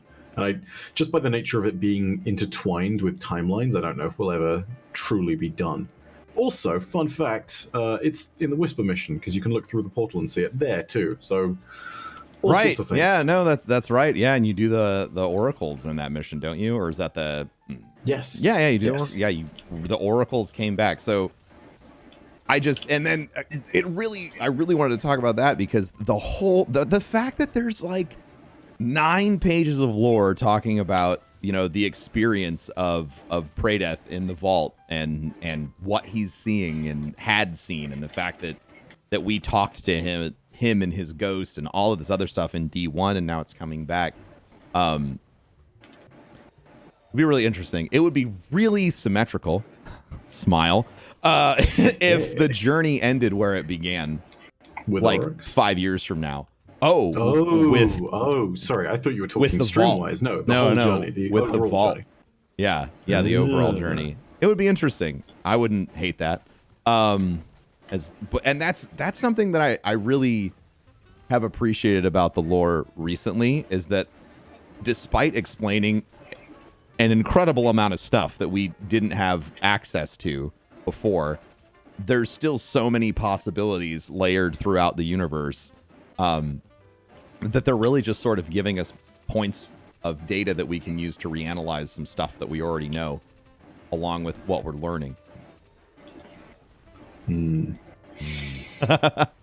But yeah, it makes me really content just to know, like, hey, the universe is bigger than this, and you don't understand everything. Yeah. Like there was like a few years back, I would have been really irritated by that, and I would have said, God, just why can't you tell me all the truth? But you know, like when you're telling an evolving story like this, I feel like that's undoubtedly of more value, that things can unfold in unforeseen ways. And beyond just all of that, you know, like I feel now the community at large and everyone else has started to appreciate the value of accepting when you're wrong. Yeah. You know, and saying like, hey, we made an assumption about this. This is a thing, and it definitely shouldn't be like this. Like this is not how this particular function I'm wrong should work in game. all the time. No, I you am. know, dude, it's a great thing about this. The side of the lore community is like they're very super passionate about certain things and sticklers for knowledge, but like I can't not call them humble. You know, like they're all very wonderful guys and gals because they will sit there, and if someone is wrong, like they'll go ahead and they'll like backtrack and be like, hey, you know, I was incorrect here. It's something I've learned from them because I fucking suck at doing that. Yeah. I just Sorry, get yelled kind at. of tangent. No. It's not a tangent. I agree. I like that things are evolving forward, and you know, I love it. I love being wrong and changing my mind. It's like one of my favorite things. What is your take? And I think we might have talked about this before. But what is your take on the fact that like the Vex sing? Oh yeah, because Two. they have that listed in some of the in the aspect book. They talk about how the goblin's song echoes through the garden, right? Yeah. So again, it makes a really interesting potential like sit down link between the light and the Vex again. I think. Yeah. Like that always talks about them as gardeners and everything, and it talks about the traveler, or well, not necessarily the traveler, probably more closely correct to say the light as being the gardener. Mm-hmm. And again, it goes back to Inquisition of the Damned and the fact that there was the Song of Creation, or the Song of Life, rather. Yeah. Which, you know, predates the Death Song. I think that the fact they sing is just another one of those really interesting things in Destiny, and if they are somehow related to the light, it proves kind of, again, that there's that symmetry, you know? Like, Yeah. there is a song of life and a song of death, and the Vex. And again, okay, crazy, dumb, spinfoily moment. Yeah, we're way in the deep end of speculation and trying to understand things at this point. I hope everyone knows that. So when Pujari jumps into the Black Garden, it's actually told to him that this is a place of life. Yeah. You know, from this, like, it's basically a flower shaped like a ghost, but it looks like a rose and it has thorns on it, one of which cuts Pujari. You've basically got this crazy moment as well where it says, like, to a guardian, you are a dead thing. And then, of course, also, again, it talks about the gardeners of this place being in vessels of bronze, which is clearly a reference to the Vex, right? Yeah. When you look at all of those things and push it all together, it really starts to paint this kind of closeness between the Vex and the light. And I sit there and I wonder, because of the purpose of the Vex, as explained in Curse of Osiris, whether this was a rule, like whether the Vex might have been the rule that was created by the Traveler. Like, if you sit there and think about it, like, they are incredibly complex, and they are kind of trying to fulfill an end state of the universe where they are necessary to it, where they are also ontological, where they are a part of the universe. But if you go beyond just that, you see that they do that through complexity, and they're using sort of the mathematical calculations. And in a way, it's kind of saying, like, hey, we're going to fix ourselves into this game, and we're going to do it scientifically. We're going to prove that it's possible. It doesn't necessarily fit with, like, the stark calculations of the darkness as is sometimes done, but it does fit into this idea of the sword logic being simple and the bomb logic being more complex. Beyond all of just that, though, I think their purpose might, if I don't know if this is how it's going to pan out, but I feel like their purpose might have been twisted. You know, like, the entirety of the time when the Vex are trying to make themselves a part of the final purpose of the universe, you see this kind of notion towards them being this force that is separate from light and dark. I don't know if that may have always have been the case. Like, it feels to me like they were something that was created as a means of like pushing. Oh, do you see this too? No, what? No, I don't. I just had this thought. There's a very floaty goblin. Oh, okay. I just had a thought. What if the Vex are the Traveler's first failed experiment to making us from another timeline? I mean, maybe. Take a look as well as what the Vex are, right? If you're looking for a way of disproving the sword logic, and you're looking for a way of saying the strong does not always survive, what are the Vex? They are really small. Individually, a Vex is tiny. Together, they make up a greater complexity. There is a way of saying that, they could apply to sword logic, though, which is that even though they're small, they can be considered as simple, even though their larger whole does create something unbelievably complicated. So I'm not sure quite how you could definitely twist that in either direction, but yeah, man, like, yeah. I just think it's interesting is if okay, so listen, when you're okay, listen, business time. Let's do this. Listen, I like it. So when I like so if we're doing game theory and we're talking about two entities that have never truly interacted with each other at odds, their first attempts at doing anything are going to be flawed, right? Mm-hmm. Yes. That's the nature of playing a game. As you practice, you get better, right? So if the gardener was like, oh, I will just simply create something that takes care of wherever it's at or wherever it's around, or I will find a race across one of these infinite dimensions that is pliable or has the ability to move throughout the entirety of the game, every dimension, every timeline, every possibility, and I'll use them to sort of make sure that things continue growing, which would add sense to why these entirely mechanical with an organic tummy beings, when they are in complete control of areas that have the potential to be lush, they are incredibly lush, filled with life, filled with pretty much anything that isn't sentient, whether that's, birds and bees flying around, or the fact there's gigantic sprawling trees, and it's legitimately a garden, right? Yeah. So perhaps the Vex are this first expression of the Traveler's desire to take care of things, and maybe it's an incredible fucking misfire. So something else. I can't believe I didn't think of this earlier. Okay, so Season of the Undying trailer. Yeah. It talks about the Black Garden, etc. It says, we say the Vex were born in the Black Garden, but it was not the. Oh god, it was not. It says at the beginning it was the cause, the reason. Yeah. Yeah. So it was. The next line, however, says the life in the garden called out a question. The Vex is the answer. I think people are too easily conflating that as being a note to saying the life in the Black Garden called out. Mm-hmm. What if the garden that Ikora is referring to in that sentence is actually the garden, like in the simulation, right? Yeah. Like, if it calls out and its question is, how do we create complex life that is capable of defying the consistently repeating pattern?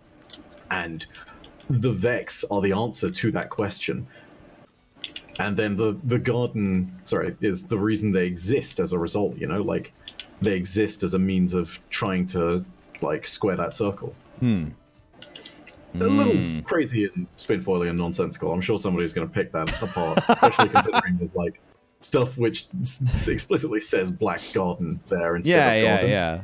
Well, I mean, there's that second sentence is definitely garden, not Black Garden. It is. I mean, it's a little spinfoily, but ultimately, it's crazy. You're talking about you're talking about words that are being used repetitively over and over again, and there absolutely has to be a reason why, in my mind, there has to be a reason why the Darkness used the flower game analogy, used the term gardener, used the term garden, and the Garden of Salvation, and all of the other times that people seem to talk about this caretaking behavior, right?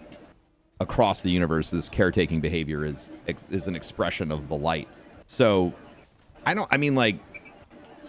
lore-wise, from what's there, you might be right. But I also think that when you look at, the intent of the author, aka the person designing the story, there has to be reasons that characters are using, the same terminology over and over and over again, even when they're unrelated.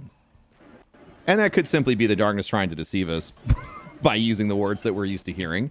Or it could be part of a larger whole to teach us how to understand the universe.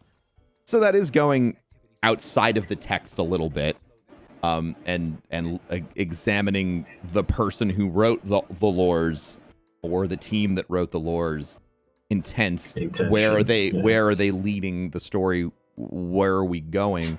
But there's framework there for it, which goes back to why I said it's just so incredible that we're getting so much more information, and yet along with this information come exciting new opportunities for where they might want to take the story. Indeed. So I guess the conclusion of this is you are no longer on Team Oryx is dead. Yeah. I mean, if we want to go back to that,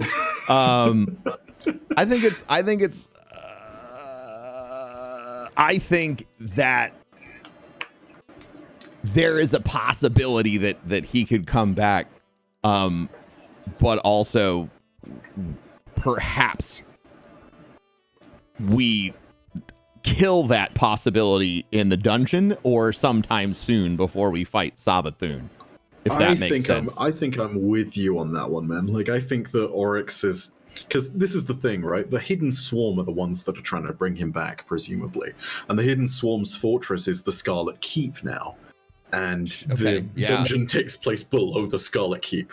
Yeah. So you're literally descending not just into that area that is a fortress of the Hidden Swarm, but also into their pit, where they decide who their champions are, probably, and also down into their most secure location, which inevitably is probably where they're holding a ceremony so that they can resurrect one of the most powerful Hive that's ever existed. I find it really hard to not believe that at this point. And also it makes a lot of sense as to why it was in the Hive cryptoglyph, why it was part of the ARG, what they're hinting to with this. This surely has got to be a thing, I can't sit there and not think that we're not going to see some kind of hint to this at very least, Yeah, it would be a little weird to have all of this lead up, especially since the cryptoglyph directly references this stuff.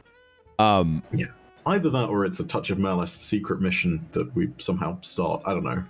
It's got to be one of these, Oh, yeah. There's exciting possibilities. I am the thing that I learned from all that is I am very concerned that we have not recaptured the Touch of Malice. The fact that we don't have the gun is what's really concerning to me, because the Ravenous Heart is in there.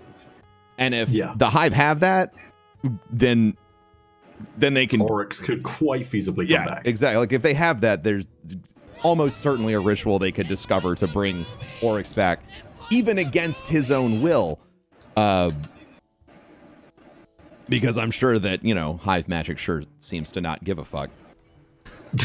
I mean, we're talking about Oryx. This is a guy that literally made a ship that was his throne world that was a paradox that he just twisted inside out, because he said, screw the world and screw the universe, and I don't need to... These are your rules, not mine. Yeah. I don't work with these. That's all up to you, bud. None of this matters for me. Man. If Oryx survived true death in the throne world, therefore not able to be brought back as a nightmare, shouldn't that also apply to Crota? There's a lot of people that are stating that, or concerned or curious. And if you have to go, feel free to let me know. It's all good. I'm here for this. Okay. There are people that are concerned that the fact that there isn't a nightmare of Oryx floating around somewhere. See, that's what's interesting, because so in part 5 of the Cryptoglyphs lore stuff, it actually talks about how he lives on as a scar in the mind of Eris Morn, Yes. as a wound in her mind, which, what are nightmares? They are the manifestations of Guardian's past trauma, Oryx undoubtedly being a trauma for Eris. Beyond just that, it talks about how she, therefore, is ultimately the representation of him, and it being Yes. in the process of being his ultimate enemy, has kind of embodied him and has proven his existence to be true. And also then states, what has she found in reference to what she's discovered on the moon, which is undoubtedly talking about the pyramid ships. And Oryx, of course, is trying to follow the darkness and is trying to become one with death. I think that the likelihood is, if there is a nightmare of Oryx and we can't destroy it, it could become the real version of Oryx, effectively.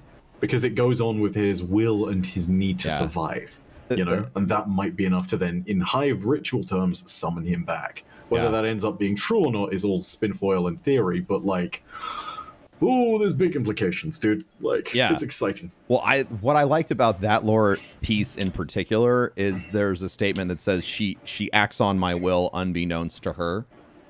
So her behavior, although, I mean, I fully believe that Eris is well-intentioned, but her behavior, even when well-intentioned, is being forged by his will. Like that's the insistent statement inside of the lore. So I think that's really interesting. I also think that it's super fucking interesting that, and we haven't even talked about this, and I don't know how we haven't, that the pyramid, that the darkness was here all along. Yes, it's been here since literally the Golden Age. The beginning. Freaking Revelation. Yeah, it's been there all along. We thought that the darkness was so far away, and that the darkness, was coming, right? It sensed the traveler's light and was coming. Nope, just but taking a nap. Here. It was just either influencing, manipulating, or observing from behind the scene. But the darkness has watched us kill Atheon, kill Crota, and the darkness may have even inspired Crota to massacre all the Guardians on the moon. Or made it a little simpler, perhaps, or something. But it's definitely been there. It's definitely had an influence on the story. The fact that we find it underneath Luna has so many implications for the wider story. It's nuts. Yeah, just watching, just hanging out, biding its time before it wants to talk to us. And it's very interesting when you look at the scope of the entire story that it picks this moment in time to speak to us. Obvious and reveal itself via Eris, and which again, trying to bring in a sympathetic author to trick us into believing whatever the fuck's going on.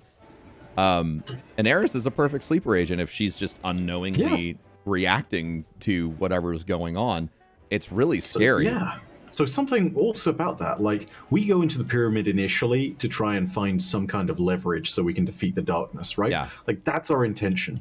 But when we leave, it's really clear this has been a trap and the darkness wanted us to arrive all along. The first words that our ghost says when you land in the pyramid are, "Welcome, we've been waiting." Yeah. And it's this is a trap. And then when we go into the Garden of Salvation raid, the first thing that Eris says is, they take us for fools, and it's basically going into this notion and saying again, they're trying to play us, we may be playing into their hands by doing all of this. We need to be more careful. So the idea of Eris being an unwitting sleeper agent totally seems much more plausible just when you look at that from a base standpoint of what could the darkness be capable of and what's happened over time. Holy Lord. Can you imagine? When I realized how important the timeline was, the fact that the ship had just always been there, I was like, this is fucked up. The whole everything that we believed about where the darkness was and we're experiencing interactions with agents of the darkness. It'll come in Destiny 3. It's fine. Yeah, it's and then we've got time to prepare. Been there all along. you round the corner in Shadowkeep, and all of a sudden, everyone has brown pants. And it's We're like, just- well, okay, this escalated quickly. Are we just feeding the darkness by following Eris? See, and this is what Bive and I talked about when we were talking about the lore and setting this up, is that the consistent theme of the Guardians' actions are, no matter what we do, we seem to further corrupt the things around us. So, you know, we went to go kill Yeah. Riven, and then we unleashed the curse. and we made the death battery. We did it. Our action did it. Worth noting. Worth noting. Worth noting. Falseness on the idea of death battery. Oh, 'cause death that battery's comes from Truth not of Power. real. Death battery might be a thing, might not be a thing. Might or because might not we be a don't thing. know what Savathun's actual plans are, and we don't know if what's said in Truth of Power is being actually said. So yeah, that's worth noting. Like, If we there's a did death create the battery- curse and we did unleash it. So Yeah. that we definitely did. That's the moral evil that we've unleashed by trying to make the world a better place. You know? Yeah. So we curse everything. You know, and then if this thing with Oryx is true, by killing Oryx, we helped initiate his plan.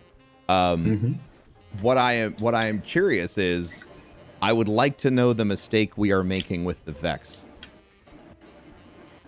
Does that make sense? No, I feel you. I understand.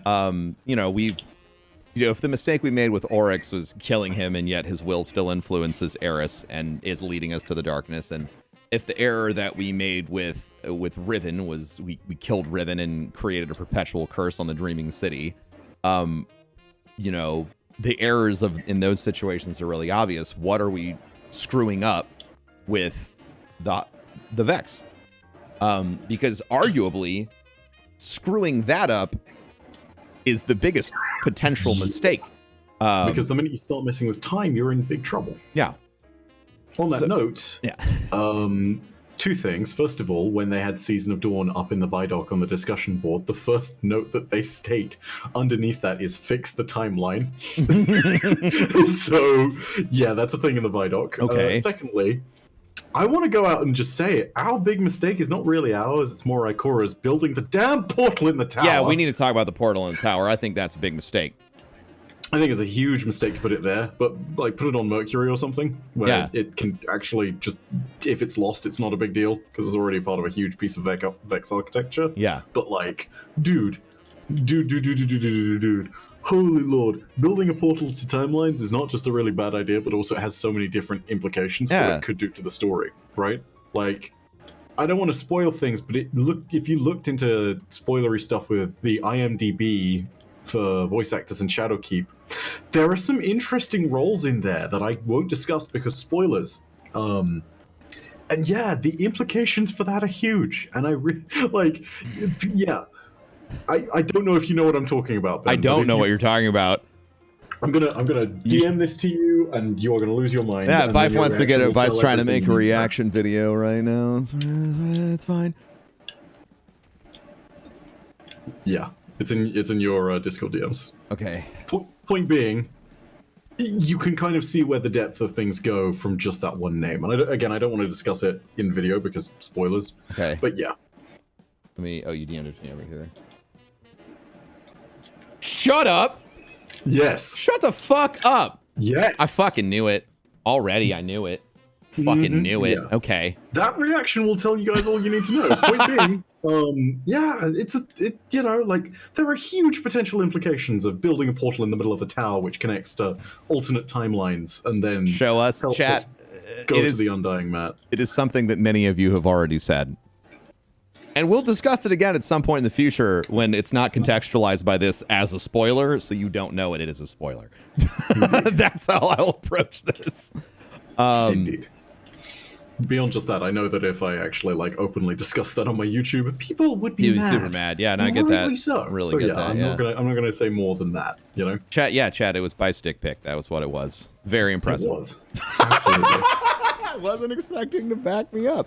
Was not expecting that. Yeah. Well, you don't like it? I mean, I can take it. I mean, I'll grant you, it's not the prettiest, but like, goddamn, dude. Oh my god! I'm paralyzed. I'm crying. Jesus Christ. Okay. This went off the rails, man. Oh my A little bit goodness. off the rails. My This is more that theory. people didn't need to know. Have you seen my theory about have you seen my theory about what I think is going to happen to Akora? No. I think she's going to Do tell. sacrifice herself to shut the gate. Oh, fuck. And then it's just going to be Zavala left over? I think she's going to have to go inside and close it from there and hold it shut. So she might not die, but she will effectively not exist to us anymore. Dude. Oh my god. Because she's shown the ability to manipulate Vex portals and open them with effort. So holding one shut wouldn't be out of the question. that hard. And I do realize that the portal goes to an infinite number of probable realities, but there might be a staging zone directly on the other side of the portal. We have no fucking idea how time works. So that's like, to me, it's a possibility. And I know that would make a lot of people super angry. But yeah, I don't know. Or maybe Osiris does it. Who fucking knows? Mm-hmm. I haven't heard from Big Boy O in quite some time, dude. I just know that the portal's a huge mistake. Somebody's probably going to pay for it. And I know that there's conversations about them testing it. But as you've seen by all of the lore that we read, nobody really understands how time works with the Vex.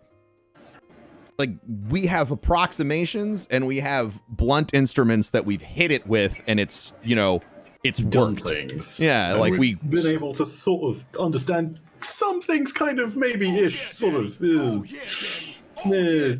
Yeah. It's hard to draw any conclusive things from it, man. Yeah. So maybe that'll never happen. But if we're talking about the disaster of the gate, she also is like that kind of a character, right? Like, I did this. Like, I have to sacrifice myself to fix my problem. When it comes to Io, she's very much like, she's in that kind of existential moment where it's like, what am I without my light? And then her immediate response, Ikora's is not a flight or fright thing, it's a fight thing. Yeah. She will take both the bull's horns and she will try and flip that thing on its hind.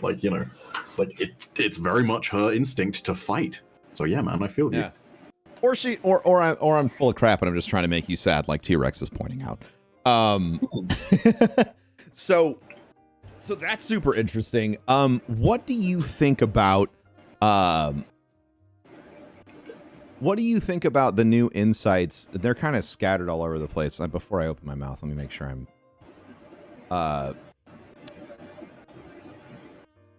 Did you have any other takeaways from Pradeath's experience of being like trapped in the vault and seeing all of the simulated realities, or maybe actual realities? Like, I have the crazy spinfoily theory that I briefly spoke about on Twitter, but I don't think anybody quite got. Let's hear it. I'm super intrigued. Okay, so go to one of Destiny's landing zones in one of the patrollable areas, somewhere like, say, the EDZ is probably a good example because it drops you in a relatively uncontested zone. Sure. Right?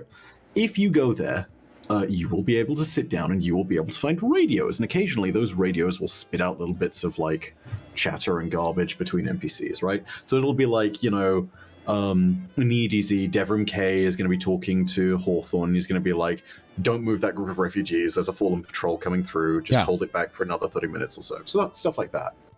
If you sit and listen for long enough, you get a really wispy voice that says the following: I am the door. I open unto the void. One day the masters will step through, and then you will know. And it's said in a voice that's feminine, and there's not much else to discern about it than that. Previously, I thought this was a big hint towards the Nine. Now, after reading Aspect, I'm not so sure. Because here's the thing, if you go to Aspect and actually look it up, I'm going to do this. Pradeath's radio is part of that. Pradeath's radio is, he has a radio, but the final words of the lore book indicates something which is terrifying, you know? Like, it talks about how everybody's preparing for their plans, you know, like 160 Mayas reaching for Choimers by their side, 158 Choimers reach back, one Pradith waiting for the conductor's baton to drop, uncountable Vex in the garden waiting for the same event, a synchrony none of them notice. Somewhere a veil is always lifting, somewhere Kabir is always dooming himself, somewhere a door is always opening, somewhere they are always stepping through. So if you relate that back to what you hear on the radios, I am the door, I open onto the void, one day the masters will step through, and then you will know. What does that even mean? But the two could very well be related, because it's so similar that it's either got to be one of Bungie's very deliberate red herrings, or there could be a link there, which states, hey, this is actually some kind of communication that is implying again that someone is stepping through and someone is reaching forward into our reality. I think that might link further towards the darkness, because there's a whole bunch of stuff about how the darkness is supposed to be formless in some sense. Aliens. You know, there's formlessness and form whenever you take a comparison to the deep in the sky, whenever you look in the Books of Sorrow. Like, it fascinates me just to think about what that transmission might mean. And it's one of the weirdest, strange side little bits of lore that exists. And I genuinely still, to this day, wonder what the hell it's supposed to mean. Super tucked away. Has that been in the game since, like, launch? It's been in the game since launch, to the best of my knowledge. Motherfucker. I know! And, like, it's the last sentence of this lore book, which makes me think, like, it's got to be somewhat significant. And beyond just that, like, it's such a tidied away, tiny reference. The radio itself being used in Pradith's instance of the Vault of Glass already heavily weights it, yeah. Yeah, it's what makes me believe it might be something to do that. But beyond just that, the pulses that Pradith uses to send messages out from the vault, there's like a very heavy implication, if I'm not wrong, that they are like the direct result of the darkness. So a mysterious voice talking about how they are the door and they open onto the void and that one day the masters will step through. Like, what are we implying there? Who are you and who are your masters? You know, like, are we talking something to do with darkness here? Like, is this potentially... Like, again, you know, it sounds almost like the emissary's voice, so I thought at first it was talking about the Nine, you know, and talking about how they open onto the void and potentially they are a part of it. And that sort of does make some sense considering that they're dark matter, but this could either be the most wonderful red herring that Bungie's placed in a very long time, or it's something that points to a really cool potential idea that they've kind of been hinting towards this from the very beginning. That's fucking... Like, I don't know, but isn't that crazy that exists? Like, isn't that Oh, wonderful? yeah. Oh, yeah. I mean, and I wouldn't put it past... I mean, that's the thing is, like, we're all learning the story as they choose to unveil it. My sincerest hope is that it is all written. So they can do things 2 years in advance because they know where things are going to go. And we're seeing... I mean, we're seeing continuous references to... we're seeing more and more references popping up to the events of the first couple of years in Destiny's universe. And it would be really surprising to me if we weren't to go through a journey of, you know, divining how our initial actions affected the universe around us. Right. Like, our very first real final boss was to kill the heart of the Black Garden, which it seems pretty clear is the closest we've ever gotten to facing the real darkness. Yes. The second final boss that we face technically in Taken King is Oryx, you know, is one of the most powerful Hive, probably the most powerful at that time, you know? Yeah. Like, we create these huge consequences and huge circumstances for the universe within those first few years. And I think you're totally right. Like, all of the consequences of those actions, all that fallout is really what we deal with. Like, Forsaken is really just like a final chapter of what happens from Dark Below. Because when we kill Crota, we then summon Oryx, and when we summon Oryx, you know, Mara has to go and fight him. He takes Riven. Like, all of this stuff leads together, and it's all about those opening few acts and our, honestly, kind of miraculous actions in those few opening moments, you know? Yeah, like, the overcoming of... I mean, it's something insane. With seemingly absolute power. Yeah. I mean, like, to the Vex, there's no way that like, you fight Atheon, you have any idea how much shit he's probably just been like, all right, well, you're annoying. All right, no, now you're 500,000 years away, so I guess you don't, like, you don't exist. But we did that and came back and fucking killed him. Like, that's intense. Like, the amount of time scale that goes on in just that one fight spans like the the beginning, middle, and end of a planet's life cycle.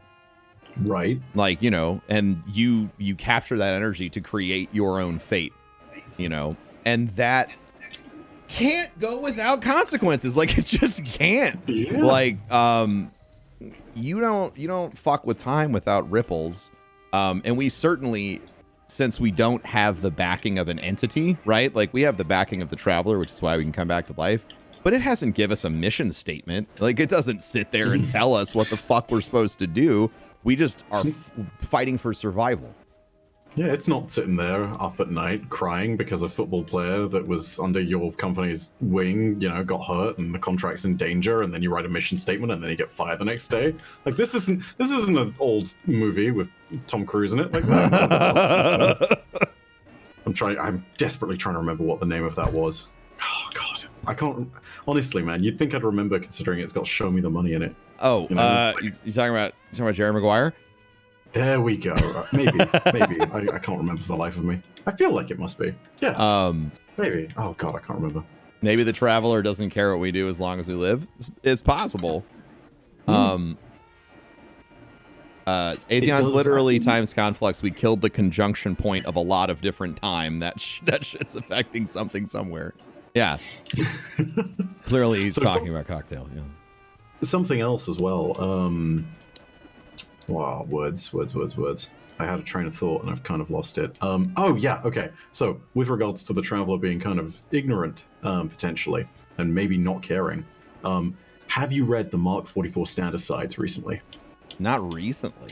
Because they have a lore tab that will fascinate you on that note. Okay. The lore tab for the Standasides, it doesn't look like it's something that should be attached to them, right? Because it's like, you know, they are Mark 44 Standasides, but it talks as though it's another one of the Darkness's entries, you know? It talks about the Gardener, and it talks about what it's doing, and it talks about how it is ignorant and can't hear our suffering, you know? That's interesting. Well, the Standasides seem to be crafted from the same material that the Ruin Wings are. Indeed. And something else. What's in Ruin Wings' description, right? Yeah. The silver leaves of the silver tree. In the garden grows a tree with silver wings. The leaves are ruin, the bark is disaster, of the seeds we do not speak. And it's just like all of those things come back together because it actually mentions that tree of silver wings in the garden in the Unveiling lore book. Yeah. Right. So I'm wondering whether that's connected to this stuff too, right? Like, Wouldn't it be crazy? Wouldn't it be crazy if the Ruin Wings and the Standasides are both like really, really old dark armor or dark something? Pieces of armor? Yeah, like maybe there was a deeper interaction with the darkness before the collapse, and we started developing technology based off of its whatever, you know, materials, right? Which is why, like, any piece of gear that looks like that seems to contain a lament or a statement about the darkness, or a level of frustration about, like, well, you know, or the darkness talking to us, because maybe we led to the collapse. Like, maybe we fucked it up because they tried to commune with the darkness and that shit went real bad. Nezarec Sin has something similar. Yeah. It kind of has something similar. Talks a lot about so Nezarec Sin is one of those really interesting ones because I don't know if I can conflate it with darkness. It talks a lot. I can. That's just the one about the. Is Nezarec Sin the one about the death astronauts? No, I don't believe so. Okay. So Nezarec Sin. Here we go. Yeah, so this talks about Of Hated. It's a passage from Of Hated Nezarec, which is a pre-Golden Age text, right? Okay. And it talks about he is the final god of pain, the purest light, the darkest hour. He shall rise again. When the guiding shine fades and all seems lost, he will call to you. Fear not, all he offers is not as dark as it may seem. For Nezarec is no demon, but a fiend, arch and vile in ways unknown. He is a path and a way, one of many. And his sin, so wicked, so divine, is that he will never cower when dusk does fall, but stand vigilant as old stars die and new light blinks its first upon this fated eternity. So, the interesting thing there is it talks about Nezarec almost being something which stands against darkness at the end, right? Yeah. Like, it talks about how he is indeed a demon, arch and vile. That doesn't necessarily mean that it needs to be combined with the darkness. And also, the darkness, if you're to believe the words that it's put forward, is not a being, again, this very much is based on believing both in the sword logic as the Hive dictate it, and also in what the darkness has told us about itself. It's very much one of these entities that gives you this sense that it's actually something that doesn't value pain, it values strong life, and instead of seeing individuals suffer and see pain, in most instances it will kill them. There are some points at which it tries to assert its dominance, and in those instances, yeah, there's definitely implied agony there, but it's not something where the process of the sword logic is meant to be particularly vindictive, it's just meant to be brutal, you know? Whereas when you look at Nezarec, it speaks very specifically about pain. It speaks very specifically about the cause of all this. And it also says that it will stand against that final dusk, which, to me at least, implies that it kind of... It's a little bit like Nyarlathotep, which I think is the... Have you... I don't know how much of the Cthulhu mythos you've read. Not a huge pile of it. Okay, so Nyarlathotep is a deity that is basically capable of shape-shifting, and their entire shtick is just, I'm going to cause suffering for humanity because this entertains me. Yes. You know? Yeah, okay, And I'm familiar with that. Yeah, okay. Yeah, so the thing is, they don't want the world to stop existing, and they don't want humanity to... And they could very easily destroy humanity with all their power, but they don't want to, because otherwise they'd get bored, you know? They would no longer have any subjects to torture, effectively. Yeah. And that's kind of like, it's a very similar concept to Nezarec here, you know? Like, you've got a being that would stand against the dusk as new stars blink their first upon this fated eternity, because it doesn't want the universe to end. It doesn't want the end of time. It doesn't want things to die. It wants them to live so they can suffer. So it's it's very different from the idea of what the darkness is at the end of the day. Like, yes, definitely evil. But, yeah, not the same as darkness, I would presume. Kind of reminds me of what's that guy in Elder Scrolls, the Daedric god that is always fucking with you. In ESO, he turns into like a cat, and you have a fucking fever dream. God, what's his name? Yeah, Sheogorath. Sheogorath. Yeah, exactly. Yeah, maybe. Sheogorath. It sounds a lot like that. Like I was like I'm evil, and I'm gonna make you do awful evil things, but like you need to be here for me to do evil things to you. So, you know, I'll make sure that you stay alive. Yeah. Similar. That's crazy. Dude. Isn't that amazing, though? Like, the fact that there's that potential link. Also, I don't know about you, but I'm a huge fan of anything to do with old gods. So it's just like, yes, inject this into my veins. Like, do it. shoot that right in there. Give me some of that good stuff. Yeah, I mean, well, there's so much,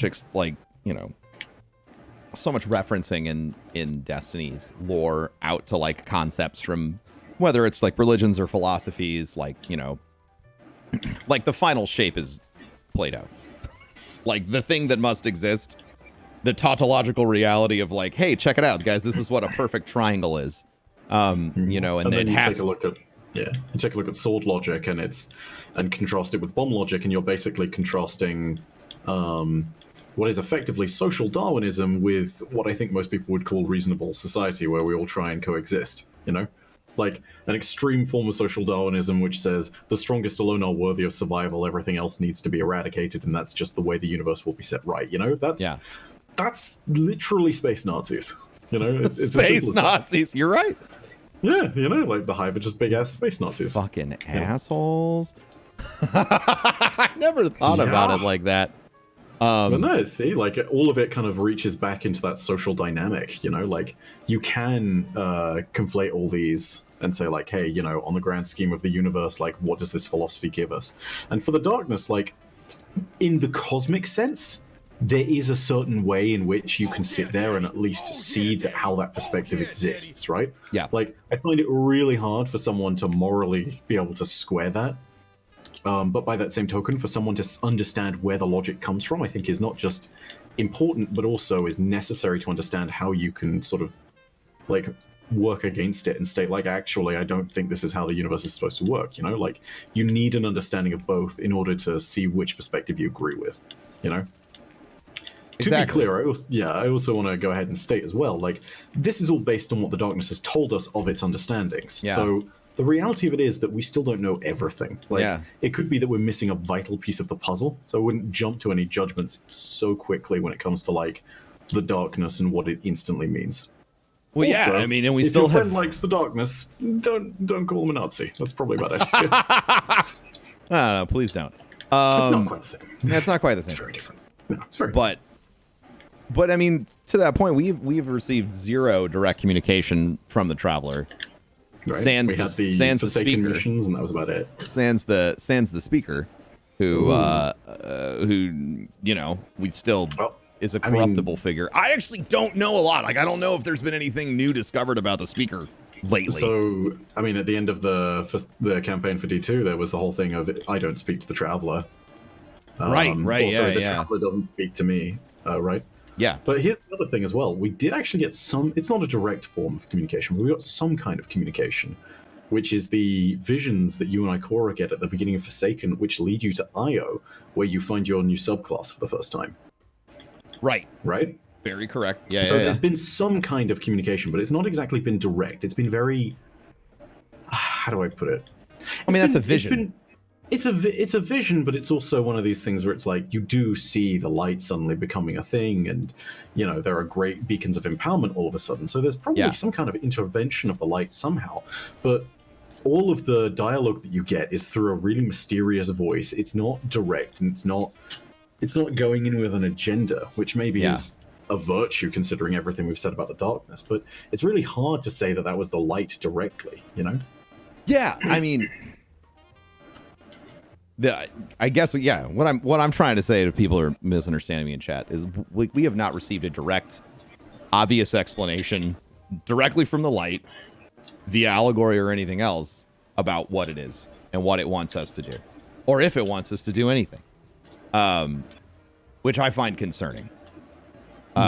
Because going back to our discussion about, you know, we as guardians and even as observers in this story don't know if the entire thing is a construct of someone else for us. You know, we believe what we're told from everyone. And so the fact that we don't have a direct communication from the light via an emissary that we're aware of is concerning to me at this point, because we're still left guessing at it. And I think, like, that opens up a doorway for the, like, I feel now that I need the light to tell me what it wants, what it is, how it works. Right. Instead We've heard one side of the story, it only feels right to know the other. You know? I want to know, like, I want to know why it thinks the way it thinks. Because we know why the darkness thinks the way it thinks now, from its own mouth, but currently the best guess that we have is, you know, the Traveler is the embracement of complexity, which is, I mean, like, even down to their shapes. That has always been the duality of everything. Is the triangle is the most complex shape you can make, and a sphere is triangle is the simplest shape you can make, and a sphere is the most complex shape that you can make mathematically. And even if you take it with the other side and, like, compare even the idea of swords and bombs, again, it goes back to the idea of simplicity and complexity, right? Yeah. Like, 4 sides to a 4-sided pyramid and a tetrahedron like that. Define simple in a more simple tone than that, and I will give you a medal, because, you literally cannot make a 3-dimensional shape with 3 sides. It's got to be 4 at minimum. Yeah. Which is, you're completely correct. So it's... So the battle of you know, complexity versus simplicity is kind of the, like, inherent struggle, or or at least that's the ideological struggle that we're placed in. And because we have one side of that now directly advocating for itself, and winning people over, like it's really there are now people who are like, yeah, the darkness is right. Yeah, it is a very it's a very powerful argument. And if you're someone that believes in order and in strength and in I guess ultimate justice, if you're if you're in the line of philosophy of Plato, you probably agree with the darkness and what it has to say a lot. I want to hear the light argue its case. Like, we've done it pretty well while we're talking, the idea of the value of complexity and like the David and Goliath analogy. But until we hear directly from the traveler exactly like what its thought process is, it could be something real shitty too. Yeah, like maybe the traveler is a petulant asshole. And it leads us back to that potential thing with the Babylon 5 stuff, like maybe the end result of Destiny's story is literally just us being like, we don't need either of you. Go away. Stop. Take your wars out of here. Like, we're just going to exist and we're going to be happy here. Thank you. Yeah, maybe the Guardians should just make their own fate. Ooh, did you get goosebumps, chat? Did you get goosebumps, chat? Oh my god. What if What if killing Atheon trapped us in a Vex simulation and we're trying to get out? Oh boy. That scares me with complexity. Nah, that's garbage. That won't happen. But yeah. Oh crap! God dang! Yeah, I'm so freaking happy we decided to do this. Yeah, it's pretty great. Like, there's a lot of potential realities. So is this lost? That's what a lot of people said when the gardener analogy came up and the light and dark. Like, oh, is this lost? And I was like, I mean, it's every fundamental, conflict in the universe, conflict, right? light and darkness allegory is just. How we communicate with each other as humans.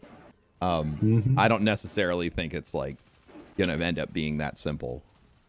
I really do think that in the end we won't need either of them, and that we'll have to figure out a way to get rid of them. Damn it, Ben! I'm gonna fucking send you something to do with Babylon 5 because excuse my language, but seriously, no, you don't need to. I said fuck like 100 times. What I fundamentally believe is that inside of the story that the darkness tells us, it insists that it must exist, and it insists that its counterpart must exist. That they are, I'm going to quote it because I want to get it 100% right. It's in that. Hang on. Yeah, it's in unveiling. Yeah. Once upon a time, a gardener and a winnower lived together in a garden, and then there's a ton of asterisks. Yeah, the asterisks. It was once before a time, because time had not yet begun. We did not live. We existed as principles of ontological dynamics that emerged from mathematical structures as bodiless and inevitable as the primes. And thirdly, it was a field of possibilities that prefigured existence. So they had to be. The second statement. The second statement is where I have a lot of issue. The second asterisk. Okay, and this is from me doing like work on texts when I was in college. There is a fallacy in the statement. We existed as principles of ontological dynamics would simply state that I must be. But the fact that they use the verb emerged indicates that there was a point of creation, and they even say where they come from. Mm-hmm. In my mind, in describing itself, the darkness accidentally told us that it was created. Which means it's a being, which makes sense because it has sentience.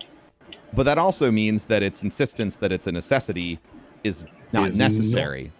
Because it wasn't contingent for creation in the first place. It wasn't contingent for any of that. Creation wasn't contingent upon either of these entities. So right?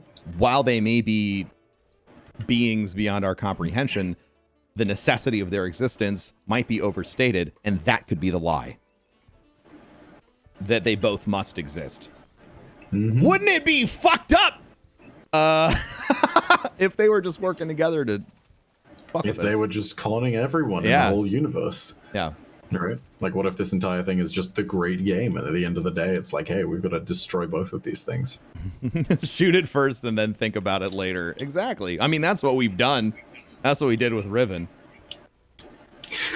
Like, thinking back on that whole experience, we're really fucking dumb. Like, we know... We do stupid shit all the time, we know dude. Like, all about how these fucking Ahamkara work, about how you can make wishes on accident, how you can... How they're like evil genies that always give you the tell for a wish is that their eyes are shimmering, and what happens in the raid when you indicate which eyes for the other side to shoot? They shimmer, they glow. Like, we were given a ton of hints as to what was happening. We were wishing the entire raid. Like, and we fell right into that trap like a bee into treacle, dude. Like, we've not been smart. Like, Guardians, just generally speaking, have been very sort of ask questions later. Shoot yesterday, really? Yeah. Like, I still, like, after when we started reading, I was like, yeah, we fucking killed an Ahamkara. We're so smart. I love that we did that.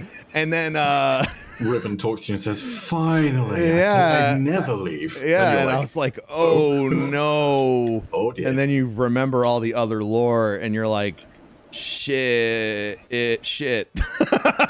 Like, I just made a bunch of problems. Yeah. I also love that the first assumption when you do the Shattered Throne for the first time, Shirochi is standing outside and she says, come back victorious and we will call you Cursebreaker. Nope. Curse is still there. Yeah. Still a thing. Still very much here. Still happening. What if the only thing that must exist is a combination of both, and we are the agents that keep that order, but both of the other forces are corrupted? I mean, the other takeaway from the parable is if we're to believe the author bias, clearly we know the darkness did something wrong. It found a knife and decided to start fucking up whatever the game it existed in was. We don't know that yet, but that's the assumption. And while we maybe don't know what the light did exactly, like, I don't think it's a petulant child. I don't think it was like it murdered everyone's children quite. There may or may not be some truth in that, in its discontentment with the game. Indeed. So we don't know. Like, it might not have snapped a universe out of existence with a towel, but maybe it was maybe the light really is angry at how simple everything is and how, you know, nothing seems to get to live. Nothing ever changes. It's one boring pattern. Yeah, like that could be the truth inside of that. So we might be leading to an end where our goal is to just free ourselves and then do whatever we want, which would be awesome. Again, it kills me so much every time we talk about this that you haven't seen Babylon 5. I know. Now I'm going to start seeing Babylon 5. I'm going to start watching it now because now I have to. I'll say this as well, like, total separate tangent on its own, phenomenal television. Like, it's just a really brilliantly paced drama. Yeah, it's been recommended to me a lot. It's the very campy, like, 80s sci-fi / 90s sci-fi that you expect, but let me tell you, they do a brilliant job of telling a very big story. Yeah. Like, there's stuff that happens in season 1 that only gets explained until season 3, and it all makes sense in the end, and it's part of a very well intertwined plot. Like, it's really freaking cool. Anyway, tangent aside, all of this kind of links me back to this idea of symmetry, and I feel like that's where I end up landing most of the time, is with Ulan Tan and his ideas with the symmetrist faction generally. That yes, you do need to have one, and both of them, you can't have one without the other. Both of them do need to exist as fundamental principles of the universe. But by that same token, when you look at the light and dark, you know, even as one advances, the other must advance. there is a point at which you can eventually reduce those symmetries to nothing, right? Because 0 is also symmetrical to 0, if you kind of get what I mean. No, I know exactly So what you're talking about. So it makes me wonder if there is a way of existing in a universe where neither of those principles are allowed to be. You know what I mean? Yeah, no, exactly. And yeah, I don't know. I just that's the big takeaway for me from the lore with the darkness is that I don't know if the insistence of them is true. As per usual, I think the best thing we can all do is just stay with that open mind. Because, like, how many times have we jumped into things as, like, a community and made an assumption? Sure. Like, and then run with it to its craziest logical extreme, which almost certainly is not true. You know, like, yeah. I think we are much better as a community at being open-minded with stuff. And I think that's the one thing everyone needs to know. Like, hold to your ideas, but remember that they are ideas. They are not fact, you know? Like, the number one lesson that I feel like we should all adhere to at this moment in time. Because, you know, like, if this does end up being the case that there's no objective truth, then, you know, like, it's all moot point anyway. Like, you might as well just keep going and just, hey, people who enjoy the darkness, enjoy the darkness, and people who enjoy the light, enjoy the light. You know, light mode Twitter, dark mode Twitter. It's fine. Both can exist in peace. Light mode Twitter, by the way. Haha. Anyway, yeah, point being... I like light mode too. Big fan. Yes, thank you. Thank you. Someone else who is fine and actually despises the dark gives you, like, moodiness. Anyway, yeah, point being, having both existing at the same time, and having both of those opinion points, it may just come down to it being simply that, you know? Like, there might not be a single truth to the universe, and it might simply be that all of this stuff can coexist. Yeah. I'd keep a very open mind to any kind of answer that gets given. And, just in the same way you didn't initially believe the darkness, don't initially believe the Traveler either. Yeah. I think we can say that quite fairly. You know? I am ready to disprove everything the Traveler ever says. So I got one last question as well. Sure. Like, in the new Grimoire, the physical one, the Grimoire anthology. Okay. There's actually a point at which there's a quote from Ulantan, which talks about how how there's, like, always a symmetry to the universe, and it talks about the deep and the sky, light and shadow, guardians and guardians. Right? Which is really, really cool for the implication that, hey, maybe guardians can become, you know, paragons of the darkness. If you were given a choice, and I want to know this as well, I want to pose this question to everybody else. It's kind of one of the, one really big one. If you were given a choice between light and darkness, which would you end up choosing? Right? Like, fundamentally, which do you end up siding with? Yeah. You know? Oof. Because it feels like that might well be a choice that we have to make in the future. Everyone's like, darkness. Yeah. At this Timmy moment. gets a faction? Hell yeah, dude. Yeah, what if they bring back 100%. faction wars and...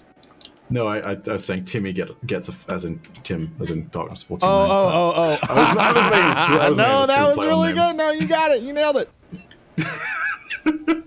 Oh, snap. Yeah, dude, Tim will be in charge of that faction. It'll be great. He'll make sure that you work out every day at 5 a.m. You sure you want to join the darkness chat? Mm-hmm. Tim will make you mad.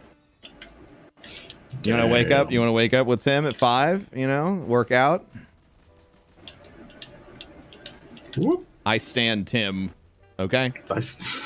All right, chat. That's great. I'm glad you feel that way.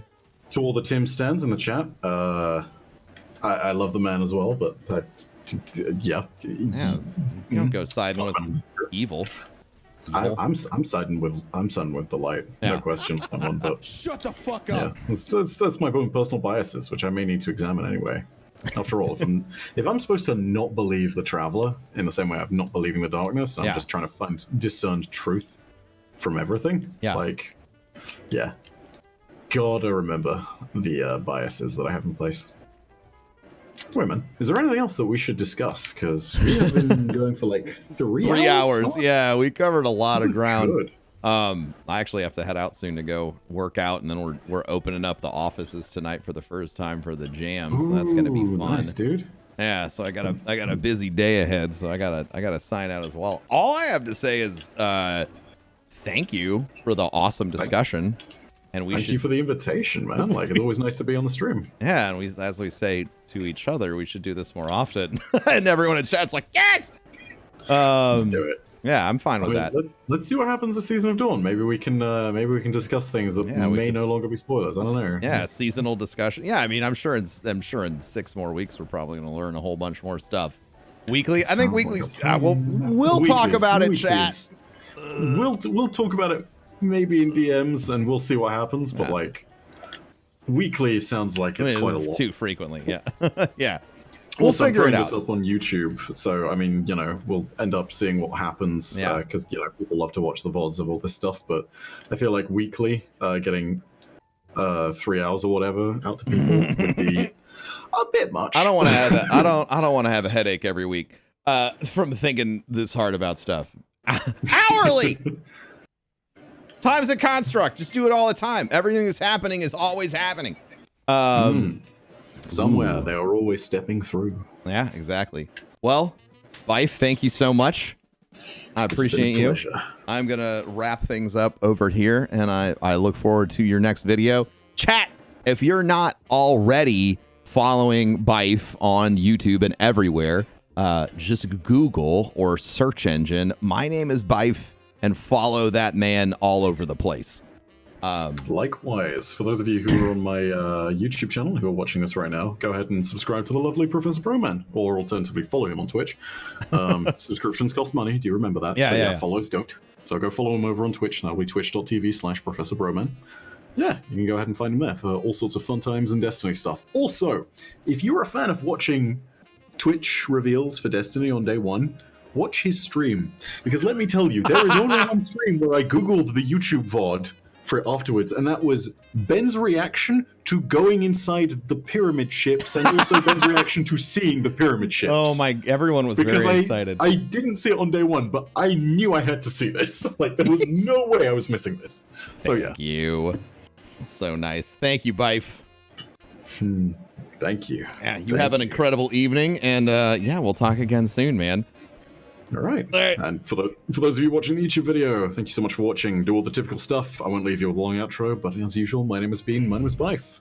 Prodacia ad Astra. I will see you, Starside.